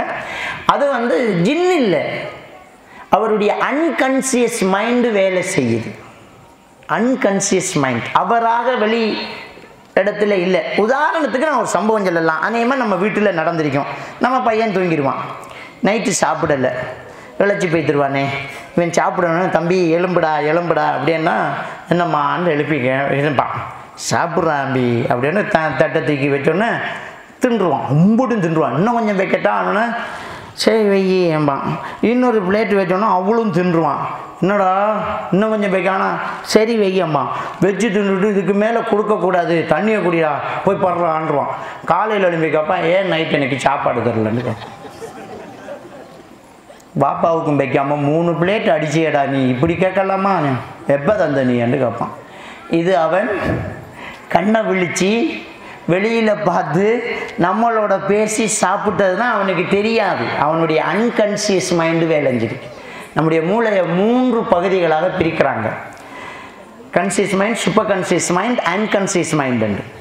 மனசில் ஸ்ட்ரெஸ் இருக்கிறவங்க, பிரச்சனைகள் இருக்கிறவங்க என்ன செய்வாங்கன்னு சொன்னால், அந்த பிரச்சனைகளுக்கு முகம் கொடுக்க முடியாத ஓவர் ஸ்ட்ரெஸ் ஆகும்போது இந்த கன்வர்ஷன் டிஸார்டருக்கு ஆகும். ஆள் மனம் அவரை மேலாக வைத்து கதைக்க தொடங்கும். விளங்கிட்டா, அவங்களுக்கு தெரியாது. என்கிட்ட ஒரு கிளைண்ட் ஒன்று வருது, இப்போ ஒரு 10-15 வருஷத்துக்கு முந்தின ஒரு கேஸ், 10-15 வருஷம் இருக்கும் நடந்து.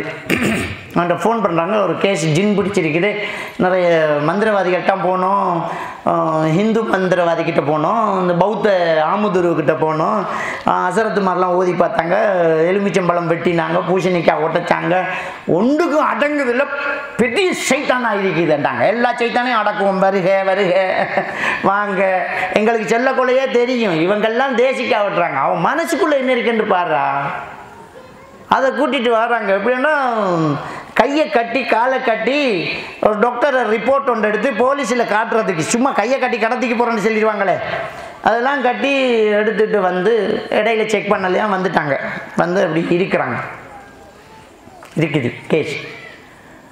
அப்போ போய் என்ன அப்படின்னு கேட்கான், பேர் பாத்திமான்னு வச்சுக்கோங்களேன், மறந்து வச்சு பாத்திமா. என்னன்னா அவள் உடம்புல ஆயிஷாண்டு ஒரு பொம்பளை வாரா, இவளை கொல்ல பார்க்குறா. அவளே அவள் கழுத்தை பிடிச்சி நைட்டு விட்டா மௌலவி கொன்றுவான். அப்போ நடந்ததெல்லாம் சொல்கிறான், 10 பேர் சேர்ந்து பிடிக்கிறோம், முடியல, அப்படி 10 பேரும் பறந்துடுறோம், பயங்கர பலம் வருது மௌலவி அப்படிங்கிறோம். கொண்டாங்க ஆளை அப்படின்னு. இதுக்கு வந்து ட்ரீட்மெண்ட் 2 வகையாக கொடுக்கறது. ஃபர்ஸ்ட்டுக்கு அவங்க அதாவது டெலூஷன் என்று சொல்கிறது, அவங்க மனசில் ஒரு நம்பிக்கை, அவங்களுக்குள்ள ஒரு ஷைத்தான் வருது அப்படின்ட்டு. அப்போ அந்த டெலூஷன் தான் தீர்வு. அதை இல்லாமல் பண்ணுறது, மனசுக்குள்ளே இருந்து அந்த எண்ணத்தை இல்லாமல் பண்ணுறது. அப்புறம் அதுக்கு மருந்து தேவை என்றால் ஒரு சைக்காட்ரிஸ்ட் டாக்டர்கிட்ட நாங்கள் சிபாரிசு செஞ்சு அனுப்பி வைப்போம், தேவை இருந்தால். சில நேரம் டெலூஷனுக்கு தீர்வு கொடுத்தோடனே கிளியர் ஆகிடும். அப்போ வந்து என்ன செய்கிறோம், நான் போகிறேன், கிட்ட போகிறேன், ஒரு அத்தர் தாங்க, அத்தர் ஒன்று தாங்க அப்படிங்கிற அந்த ஜின்னை எடுக்க போகிறேன். இப்போ ஒன்றும் கிடையாது அத்தரில், ஏதாவது ஒன்று பண்ணி ஆகும். மண்ணை கொஞ்சம் எடுத்து அப்படியே ஓதணும். நான் சில மெஜிக்கெல்லாம் செய்வேன். வெறும் கையிலேருந்து அப்படியே எடுத்தேன்னு சொன்னால் அப்படியே ஒரு தாயத்து வரும், ஒரு தகடு வரும், அப்படியே பிடிச்சா ஒரு எலுமிச்சம்பழம் வரும். அதெல்லாம் செட்டிங் எல்லாம் செய்வோம் நாங்கள். அத்தர் தாங்க அத்தர் தாங்கன்னா வந்துட்டு வந்த பாஞ்சு பிடிக்க வராங்க 10 பேர். 10 பேரால் பிடிக்க விடாமல் போனது என்ன தெரியுமா? இந்த 10 பேரும் பயம் ஜின்னுக்கு. இந்த 10 பேர், இந்த ஒரு மன்னன்னு சொன்னா பால் அபிஷேகம் பண்ணணும், பாலில் குளிக்கணும், ஆளுக்கு ஒரு செம்பில் பால் கொண்டாந்து ஊற்றுங்கன்னு பெரிய குடாரத்தை வச்சானா. எல்லாரும் பால் கொண்டு வரோம், ஒருத்தர் மட்டும் யோசிக்கிறோம், இவ்வளோ பேர் பால் ஊற்றக்குள்ள நம்ம ஒரு தண்ணி ஒரு செம்பில் ஊற்றினா விளங்கவா போகுது அப்படின்ட்டு ஊற்றிருக்கா. வெட்டி பார்த்தா எல்லாரும் அப்படித்தான் நினச்சி ஊற்றிருக்கா, முழுக்க தண்ணி தான்.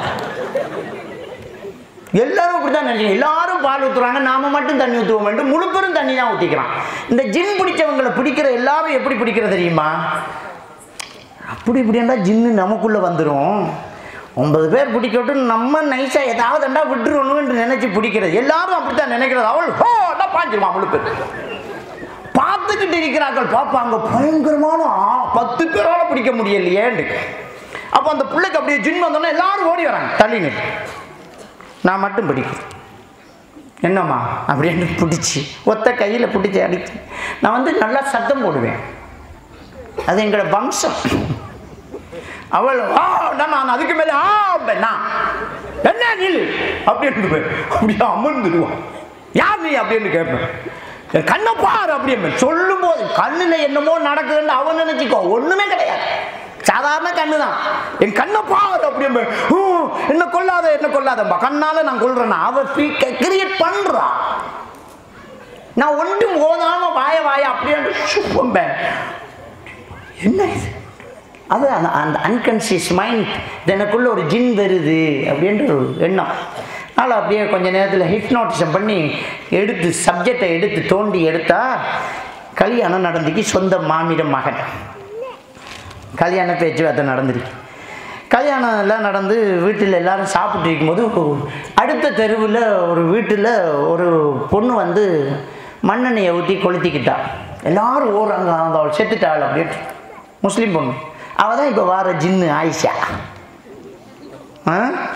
மண்ணெண்ணெய் ஊற்றி பற்றினாவே அதான் எல்லாரும் ஓடுறாங்க. ஓடி அப்படியே அண்டு நைட்டு வீட்டுக்குள்ள கதை. இவர் ஆயிஷாவை லவ் பண்ணினேன், வீட்டில் மாமிட மகளை கல்யாணம் பண்ணணுமென்று ஃபோர்ஸ் பண்ணி கல்யாணம் நடந்த. நீ கல்யாணம் முடித்து புது மாப்பிள்ளையா போகும்போது நான் கபூருக்கு போகணும் அப்படின்ட்டு அவள் கடிதத்தை எழுதி வச்சுட்டு மண்ணெண்ணெய் ஏற்றி கொளுத்திட்டா. இவரும் வந்து அழுதுகிட்டு இருக்கா. இவளுக்கும் பெரிய சொக்கா போச்சு. அப்படியே கொஞ்ச நாள் ஓடி இருக்குது. அவள் மைண்டுக்குள்ளே மனசுக்குள்ளே பதிஞ்ச ஒரு விஷயம், அவளுடைய சாவுக்கு நானும் ஒரு காரணம், நான் கல்யாணம் பண்ணத்தால தான் அவள் செத்தா. இதுதான் வந்து இதெல்லாம் அவங்க சொல்லலை, அந்த பிள்ளைகிட்ட இருந்து எடுக்கிறோம் நாங்கள். இது ஒன்று நல்லா தான் இருந்தாங்க. இது நடந்து இப்போ கிட்டத்தட்ட ஒரு 4 வருஷம் அவள் பற்றினது. இவருக்கு குழந்தை இருக்குது. அதுக்கப்புறம் இவர் கொஞ்சம் கஷ்டம், வெளிநாட்டுக்கு போயிட்டார். வெளிநாட்டுக்கு போனவர் அந்த 2 வருஷத்துக்கு ஒரு தடவை வந்து 2வது தடவை போனவர் அந்த வெக்கேஷனுக்கு வரல, வர வேண்டிய டைமுக்கு வரல. வாங்கன்றதுக்கு நம்ம கஃபீல் வந்து ஈரான் போயிருக்கிறான், நம்ம ஒரு நாட்டுக்கு போயிருக்கான், இன்னொரு 4 மாதம் கேட்குறாம்மா பொறுத்துக்கன்னு சொன்னால் இவளுக்கு இங்கே கொஞ்சம் குழந்தனார்களால் ஹஸ்பண்டுடைய சகோதரிகளால் மைனிமாருன்னு சொல்லுவாங்க, அதுகளால் கொஞ்சம் பிரச்சனை, வீட்டில் இருக்க முடியலை. சீதனம் இல்லாமல் புருஷன் வீட்டிலாம் இருக்கிறா, அதுலேயும் இருக்க முடியலை, கொஞ்சம் வீட்டுக்குள்ளே இருக்க முடியலை. பிள்ளை வேறு ஒன்று இருக்குது, புருஷன் வர வேண்டிய நேரத்தில் வரல. இப்போ ஸ்ட்ரெஸ் ஆகுது, வரல இவர் ஸ்ட்ரெஸ் ஆகுது. அந்த ஸ்ட்ரெஸ் ஓவர் ஆகி அந்த ஸ்ட்ரெஸ்ஸுக்கு சரியான மேனேஜ்மெண்ட் கொடுக்கப்படலை. அவள் இந்த கன்வர்ஷன் டிஸார்டருக்கு ஆளாகிறா, அவள் மயங்குறா, அவளுடைய ஆள் மனதில் இருக்கிற வேதனை வெளியில் வருது. அவள் இவளாக மாறுறாள், ஆயிஷாவாக மாறி. அவள் பேர் பாத்திமா. நீ தான் நான் சாவுறதுக்கு காரணம், உன்னை கொல்ல போகிறேன், உன்னை விட மாட்டேன்டி, எங்கே வேணாலும் உன்னை இங்கே கொள்ளுவோம், உன் புருஷனை அங்கே கொள்ளுவேன். இதான் அவள் சொல்கிறான், உன்னை இங்கே கொள்ளுவேன், உன் புருஷனை அங்கே கொள்ளுவேன். அவன் கார் ஓடிட்டு போகும்போது அவனை பிரட்டுவேன். இவங்க கோல் பண்ணிட்டு காரில் போகாதடா வீட்டில் தாங்கிறாங்க. அப்படி பயம் அந்த ஜின்னுக்கு. இதான் நடக்குது. அப்போ அவங்களுக்கு ஒரு சஜஷன் கொடுக்கும். அம்மா அவ சத்தத்துக்கு நீ காரணம் இல்லை, உன் புருஷன் காரணம் இல்லை, அவள் கலாய்க்காதரை நம்மளை ஏற்றுக்கொள்ளலை, இதுக்கு என்ன செய்யுது அப்படின்ற ஒரு சஜஷனை கொடுத்துட்டு எழுப்பிட்டத்தோட ஜின்னு முடிஞ்சு. ஒரு தாயத்தில், ஒரு தகடில், ஒரு எலுமிச்சம்பழம் இல்லை, எல்லாமே கிளியர். இப்போ மனசுக்குள்ளே இருக்கிற கவலைகளை அடக்க முடியாத சிலருக்கு வருது. நான் கேட்குறேன், எங்கேயாவது யாருக்காவது ஜின்னு பூந்துட்டான், ஜின்னு பிடிச்சிட்டான், ஆடுறாங்களாம், அவதிப்படுறாங்களாம் என்றால் அந்த ஆளை எடுத்து ரீட் பண்ணுங்க. ஏதோ பிரச்சனைக்கு நிற்கிறாரு குடும்பத்தில். ஷேர் பண்ணுங்க, கமெண்ட் பண்ணுங்க, மறக்காம சப்ஸ்கிரைப் பண்ணுங்க, பெல் ஐகானை கிளிக் பண்ணிடுங்க.